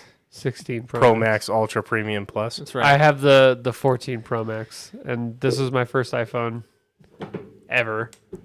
And it serves me just fine. I'll probably have this until I just can't use it anymore. Like I'm Stayed Apple ecosystem, going back to Android. What do you think? I'll see how I feel. I could probably get another couple years out of this. I think. For sure. I'm not gonna even worry about that. I don't need the newest stuff for phones. So. I'll probably stick with Apple for Ever. I'm used to it now. When I first got it, I did feel like I didn't like the interface. It took a while to get used to, and then now it is what it is. Now I'm just so used to it. Yeah, because my first phone was my first phone was the LG Versa. Whoa. My first phone was a track phone. Literally, the brand was called Track Phone. TRACFONE. That's the one where you would like go and buy the card minutes, right? It was like $30 $30 for 300 minutes. And a text message was half a minute. Yeah, something like that. And I I had remember that that. for several years. And then I got this slide phone. I remember that thing. It wasn't a smartphone, but it was a had the slide horizontal phone. keyboard, right? Yeah. I don't remember what it was called. And then I got You didn't get a flip phone. You went right to. And then I smartphone, got it right? because I had the track phone during the flip phone era. Yeah. I was behind, and I remember being all jealous. I'm like, "What the hell? Everyone's got these flip phones, and I got The this track Razr. phone." And then I got, which looking back, I did not need. I was 14. I know, right? But then I had The this, internet like, is the worst version. Of I the had internet. this touchpad phone. It wasn't a smartphone, but it was touchscreen. I had that for a while, and then my first ever smartphone was a phone called an LG Optimus. I had Nice. that. I had that one for a couple of years, and then I had the Note 4, and I had the Note 4 for long ass time. And then I had a Note 7 for a little bit. And that one is the shortest amount of time I had a phone because it died quickly on me. And then I got this one. Did the name influence your purchase of it at all? I didn't even pick out the name. Damn. My mom was like, "Oh, I got it for like my birthday, on my 16th birthday or something." Because the LG Versa, the reason I bought that is they advertised like they linked it to Transformers, and I was like, Versa, huh? Yeah, probably that's why they did Optimus. Probably the same. It was a touchscreen. It wasn't marketing a smartphone, and then you could slide it sideways. And then I started on Android before I had an iPhone. I remember the switch from Edge Internet E to 3G, and how that felt like we were living in the future, where you could type in a Google search and have your answer in like 3 or 4 seconds. You're like, holy shit! Because Edge, you'd send that thing, you're waiting 45 seconds, just. And even that felt sick. You're like, oh, I'm on the internet, you know. I'm surfing the internet on my phone. Dude, yeah. I'm trying to. What are you trying to find? Trying to find the LG Optimus, the one I had. This one came in 2012. I think this is what I had. LG Optimus G. That's definitely the one I had. Came out in 2012. That was my first smartphone. I remember that guy. Yeah. I had that for a while, too. I had that until... Note 4. I bought my Note 4. Yeah. And even then, when I bought the Note 4, it was already old, but I bought it with my own money. And so I had the Note 4 for a long time. Yeah, I think the Note 4 I bought with my own money, too. It was the first phone that I got as a man. Yeah. But back then, your carrier would pay for your upgrade because the technology was so different that they could sell you. Like, those phones use the internet, so you had to buy an internet plan. So they wanted to get you into those subscriptions. So back then, if you had an upgrade, the phone was $200, and it was like that for fucking years. Yeah, and the Note 4 came out in 2014. I probably bought it. No, it came out in 2014. I probably bought the Note 4. Probably closer to like 2015. I remember feeling like I bought it right around when Witcher came out, and then I had the Note 4 literally up until like 2022. Like I was still doing it. And then I got the Note 7, which again, that was already old by the time I got it, but I got the Note 7, only had that for a couple years, and then I got this iPhone. I'm pretty sure, and I'm not kidding when I say this, when my Fold broke and I was waiting because I ordered my new phone online, so it took a couple days to get here. Yeah. I threw my SIM card into the my old Note 4. Yeah. I'm pretty sure. And I booted that motherfucker up just to have like for calls and stuff. Yeah. I was like, it had the coolest case, dude. Dude, I know. That like leather case where you flop it and then it went to the screen. Yeah. Like it was just. It would turn off when you closed it and it would open up. I mean, the response times were just. It had the stylus, which was like new for the time. Yep. You know. God, I was just using the stylus. But then which notes were exploding? 7. Was it the 7? I had the 7 too. Really? You had to turn it in? Maybe I didn't have the 7 then. Because they hunted people down to turn those in. They still. No! I had the Note 10. Yeah, the Note 10. That's what it was. Note 10. I'm pretty sure they still. Like if you go to the FAA website, they still list that Note 7 is a banned thing. Like you cannot bring it on the flight. It's crazy. Dang. Yeah, like they're that anal about it. I liked the Note 10 when I had it. It had the curved screen. And dude, it was clean. It was the first phone that I had that had the true blacks. So like when it was off, you couldn't even tell which was the front and back. Yep. And then when the light, it was like backlit again. That phone I really liked a lot, but the battery just like died really quick. So it got to the point where like I would charge it and I would need to charge it again, literally like after like 3 hours, it'd be all the way down to 0 again. Dang. But after only like a year. Yeah. Because it was trying to explode on you. Yeah. But it had replaceable batteries. It did, but I was like, I'm going to suffer. You just moved on. That was the one, Note 10 is the one I had the shortest. Oh, that was Note 10. Okay, yeah. Note 4 had a great battery. I was going to say Note 10, maybe they didn't have a replaceable battery, actually. Know. Note 4 definitely did. I definitely replaced that thing like 2 or 3 times. Oh, man. Quality as phones. You guys remember what was your favorite phone? The news of the Google modular phone? No. Do you not remember that? I don't think it ever came out. Google Pixel is a good phone. I almost went with that, but I didn't. Don't think I'd ever. Their get a selling Google point phone. is that they get Android updates first, and I'm like, okay, thanks. They were working on a modular phone. Oh, It I looked remember interesting this. at the time. So you could put in different parts. Yeah. Oh, dude. It would have been sick. Never came out. Yes, this would have been like then basically you're carrying around a mobile PC. You could build and part this thing however you want. Yeah. I just switched to show them. Yeah, you could take out pieces of it. You could switch them out. There's a Project laptop company called Framework that does this, where you can literally just hot swap parts in the laptop. Because right now laptops, like you can't change your battery on laptops, modern laptops. Those are locked in there too, which is so fucking bullshit. And there's a few companies that are combating that with like module stuff. So it's like, oh, you want to replace the CPU? Just and it's just it's like a hot swap, thing that you can just put in and out. That's cool. Yeah. I That would like have been that. cool if that ever came out. It didn't. My favorite phone. Droid. You seem like you owned a Droid. I had the Android. I don't remember. You guys are really good about your phone names. I don't remember. Well, I just haven't had that many. I remember That's droids what's were nice. sold as like really tough too. There's one trailer where this guy was like on a mountain bike and it dropped and he accidentally run it over and he picked it up. He's like, oh, put it in his pocket. I just remember the kids with the silver Android, like the silver Droid phones. They did like the Razor ones. They were just Everybody so wanted a sleek, razor dude. at the time.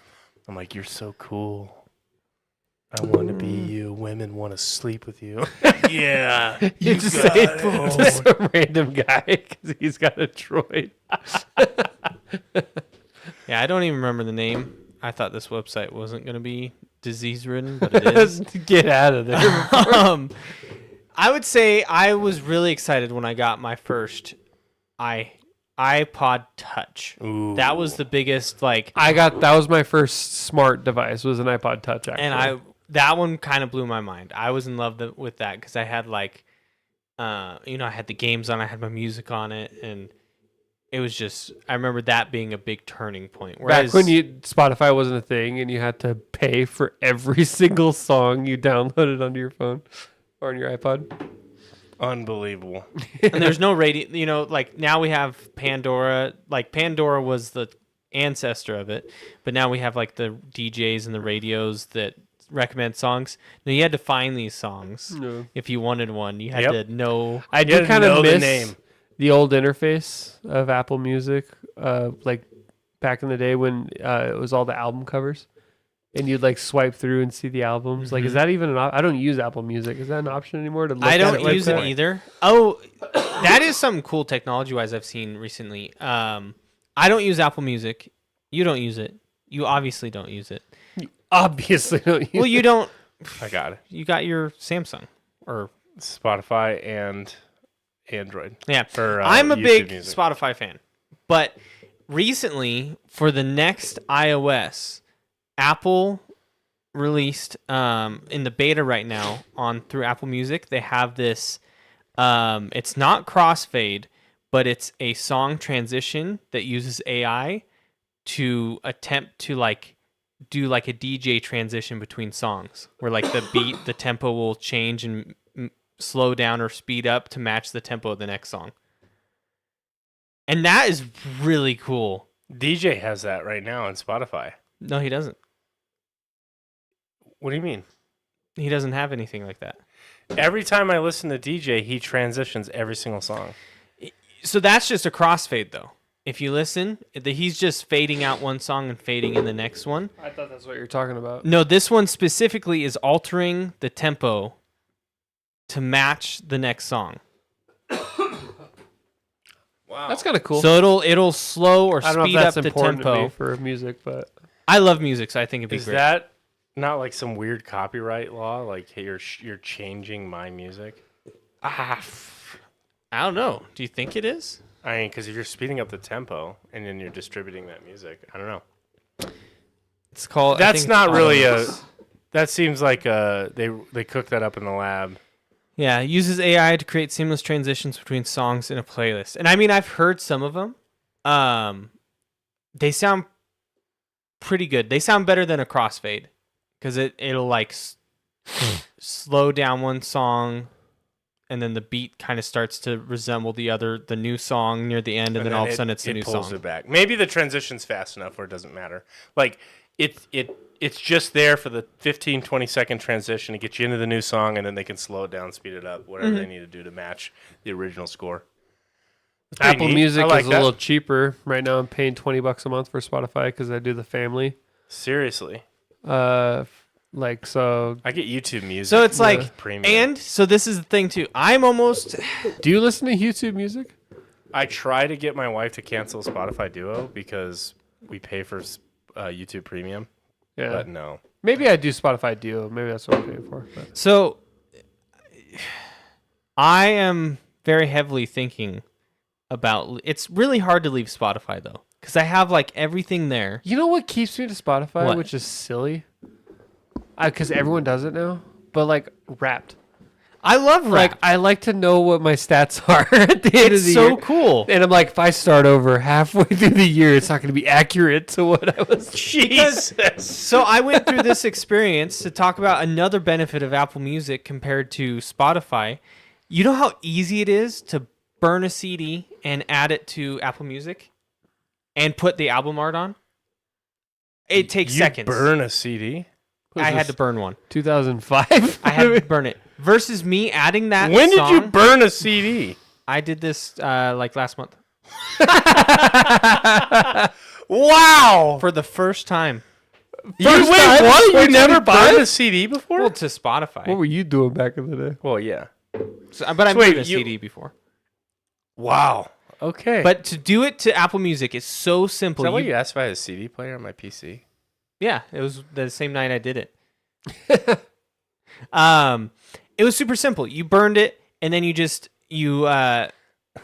Apple Music automatically recognizes music files on the computer and it adds them. And then to add the album art, you just go Apple Music, you go add album art, you upload your photo.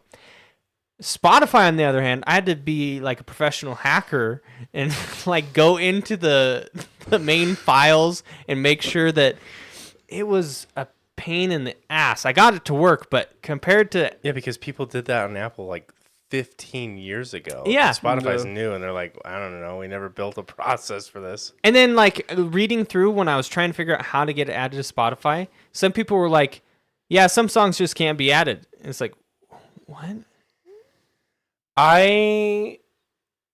Is that true? They were saying like sometimes it just doesn't work, and I'm like, I would say that. I think because I have like 200 songs that I seemingly every time I like get a new phone, I do a data migration. They follow with me, and it's such a bullshit hodgepodge of music. I don't know where the fuck it came from, but you're right. I use Samsung Music to play those. I don't use Spotify. and then this also I heard another point for Apple Music is they pay like 2 times. They pay the artist 2 times the amount Spotify does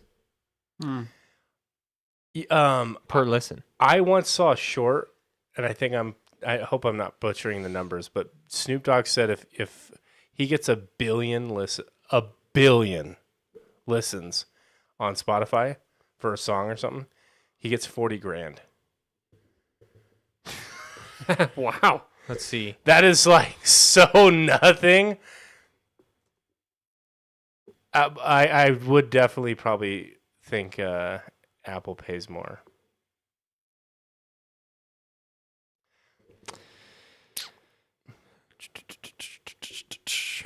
We're looking up the pay. Spotify generally pays more. See, but I heard different. Apple Music is perceived to offer a higher per stream royalty fare. Oh, see, there's probably stupid little rules. It's like higher if you stream it, but if you follow them, then you get more. Well, Spotify has more users overall. Good feature. Apple Music's higher per stream rate is attributed to focus on paid subscribers and potentially more efficient payout structure. Yeah, It's really, negligible. yeah. I mean, probably no difference to the artist. I'm sorry. Like, as bad as this sounds, like I'm not worried about what the artist makes to choose my platform. Like, I'm just Yeah. not. It's not So, a decision-making like, process. Here's That's an not part of the actual decision number. They said Well, how much does Snoop Dogg make off of this? I want to know. I I would need feel him to get terrible. a millionth of a cent. Apple says it pays 52% of the subscription revenue, or 52 cents of every dollar, to record labels. Okay. It So it's says got a it 50-50 pays almost revenue share. 2/3 of every dollar of revenue to rights holders, with 75-80% going to labels, which translates. Where are we getting these what the percentages? It's like percents of percent. Nuances were lost in some of the wording. Let's just say these contracts are quite complicated. Yeah. We need a lawyer to distinguish this for us. Oh, well. Oh, well, I guess I can't use that in my decision-making process. But yeah, I mean, would you I am guys thinking about... move to Apple Music? Never. Honestly, Not once. I am more close to moving to YouTube Music. YouTube Music. Okay. Yeah, because Well, you already have YouTube Premium. I don't. Oh, not anymore. I had to make a decision because I'm like, I don't need to be paying into all this shit. It was adding up to like literally Amen. hundreds of dollars a month Yeah. that we're paying. And so we were like, well, we listen to music all the time. We can deal with ads on YouTube. It's okay. And so we got rid of that. And now I'm kind of like, YouTube, it has all the same music, Even more. even more, but plus the added benefit of no ads. And so I'm like thinking about see getting your rid point. of Spotify and going to YouTube Music. And yeah, and with this is a bonus for me is when you get the YouTube Premium, you can download certain videos to be offline, Yeah. which is huge. and I'll download like a video podcast and watch it on the plane for 2 hours or something like that. But I'm pretty sure it's more expensive. I think it's like 16 or 17 a month. Spotify Duo is like 14, 50. The YouTube family plan cost is Well, $22.99. that's for 5 users though, right? Do they have a Just a just a single two? account. Yeah, they just have a. Do you have No. 2 accounts? I need to have Two Tori accounts. on it because she So then needs you the need the music family too. plan. So it's Probably like an extra $22.99 a $5 month. a month. Yeah. But it comes Decisions. with no ads. So are you switching? no, You're not going to Apple It Music is- after all that? no, it's a thought though. It's a heavy thought because I need to think of what I would lose. Right, I would lose. I know Apple Music has a weaker Podcasts. version. Spotify has so much more podcasts than YouTube Music. Sorry, Definitely. no, you're fine. I know they have a weaker version of Wrapped, like a lame version. The Apple? Apple Music, I Yeah. think. I don't think Apple Music has Blend, which I love, especially if it's me and my parents in a car ride.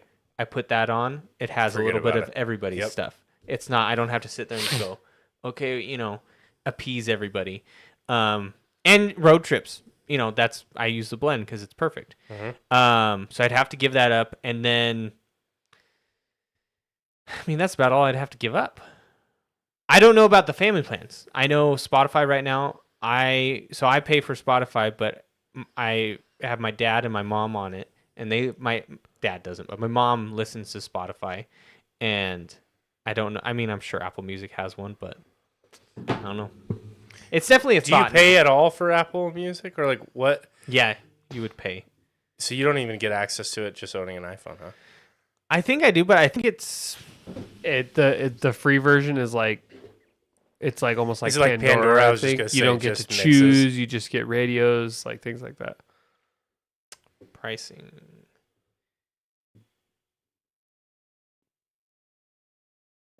Okay, that's student. $10.99 a month. Family $16.99 a month. Versus Spotify pricing. So I mean, it's definitely a thought. And supposedly I looked it up. Families, so $5 more for Spotify. Supposedly it's fairly easy to transfer your songs. You need a third-party app, but you could transfer like your like songs to Spotify or vice versa, because that'd be another thing. I have my liked playlist is 4,025 songs deep. That'd be a lot to give up. My But like could you playlist is transfer that in? 500 songs. Damn. I feel like I could just create just a new Couldn't you import? rhythm. Well, that's what I was saying. It says it requires a third-party app, but it seems like it's easy. It didn't seem like To go from Spotify to Apple Music to do that? yeah. Here's like requires third-party app. Isn't direct transfer option. Simplifies process by allowing transfer playlists, albums, and even like songs. Yeah. So shouldn't be that hard. Hopefully. And the benefit of I don't know about Apple Music, but YouTube Music. How often did they remove songs? Never, pretty much, right? I don't think ever. Ever. Spotify will sometimes lose I know. like licensing. There's like some major artists that lose licensing on a certain song. And I can only listen to a song on YouTube. It's like, what the fuck is this? Yeah. There's 21 Pilots has 3 or 4 songs that I can only listen to on YouTube. And I'm like, this is one of my favorite songs to them. Why is this not in Spotify? And you go through the comments, add to Spotify. And people are raging. That makes sense to me. Raging. So I wonder if it's the same on Apple Music of like Because Rights YouTube and Music, stuff. also, it's not just like the music. You can also listen to any songs that are Video. uploaded to YouTube video. They're all in YouTube Music too. So like even if like the most obscure songs you've ever heard of will be on YouTube Music. So there's benefits to all of them. I don't know. How serious are you thinking about moving to YouTube Music? Been thinking about it. Thinking about it? Are you happy with Spotify? Yeah. Yeah. Just, I don't really know why I pay for it, to be honest. I don't need it in my life. You But don't I'm listen to just music that much? No, not really. The YouTube Music is when I listen to music. But Rana needs to watch her or listen to her music. Music is a huge part of my day. I more so listen to podcasts. And I like the convenience things of just I could set certain playlists to auto download, so they're just always available to me. So before I'm headed on a trip, I know it's going to be there. I don't have to add an extra step. So there are things that I like about it, but yeah, definitely would have preferred to just use YouTube Music, but got vetoed on that one. So, shit. Yeah. So that's something to think about. Those were my topics that I had to talk about tonight. So weird. Had to. Console gaming, Dune Awakening, Splitgate 2, Date everything. date everything. Full review coming next week Yep. I From- might. from Billy. From Billy. Detailed. Have you ever played one of those dating games? No. No. Not at all. I did try this game called Coffee Talk. I've seen it on yeah. the Game Pass. I wouldn't call it like a dating simulator, but How was that? it was interesting. It was worth the like Download? $5 I think I paid for it. It's an indie game. I think that's the closest I've ever come to like a dating simulator, even though that's not really what it is. A lot of my books I read, they are romance based. Those ones to me are really good. So I read quite a bit. So I would probably like that date everything. I'd probably be like, yeah, Everything. everything. I tell you, a good romance is My like toothbrush. a good 50% of the reason why I buy a game is if it has good romance arcs. Did you see did you know they made a Colonel Sanders dating game? I think we talked about that before. Yeah, it's good. I don't need to see this at all. You do. I definitely do not. I think this is a perfect time to end this episode. Yeah, well, you're gonna see it, and we'll end it there. Colonel Sanders dating game. I love you, Colonel Sweet Sanders. Jesus. This was made By And- Bethesda. Yeah. 6 years old now. a finger licking good dating game. Okay, Oh, God. don't you want to fall in love? I with think you showed me this. Yeah, I remember that Here image. we go. Anything for a fellow chef, Colonel Dylan, Sanders. where can people find us? They can find us right here on My YouTube, God. where we stream every Tuesday and Thursday. Tuesday, we start at 7 p.m. Thursdays, we start around 7 p.m. Tuesdays are our in-person podcast right now where we stream, looking at Yeah. you, chat to you. Thursdays is the game stream where we'll still chat with you and we're still live, but we're just playing a game instead. Right now, we're playing Guild Wars 2. No, we're not. Guild Wars 1. Sorry. Yes. There we are. Yes. Dramatically different games. What if I meant it as Dramatically. right now we're playing Guild Wars TOO? Okay, I actually I'll give you the full pass on that. Right now we're playing RuneScape. If you believe that.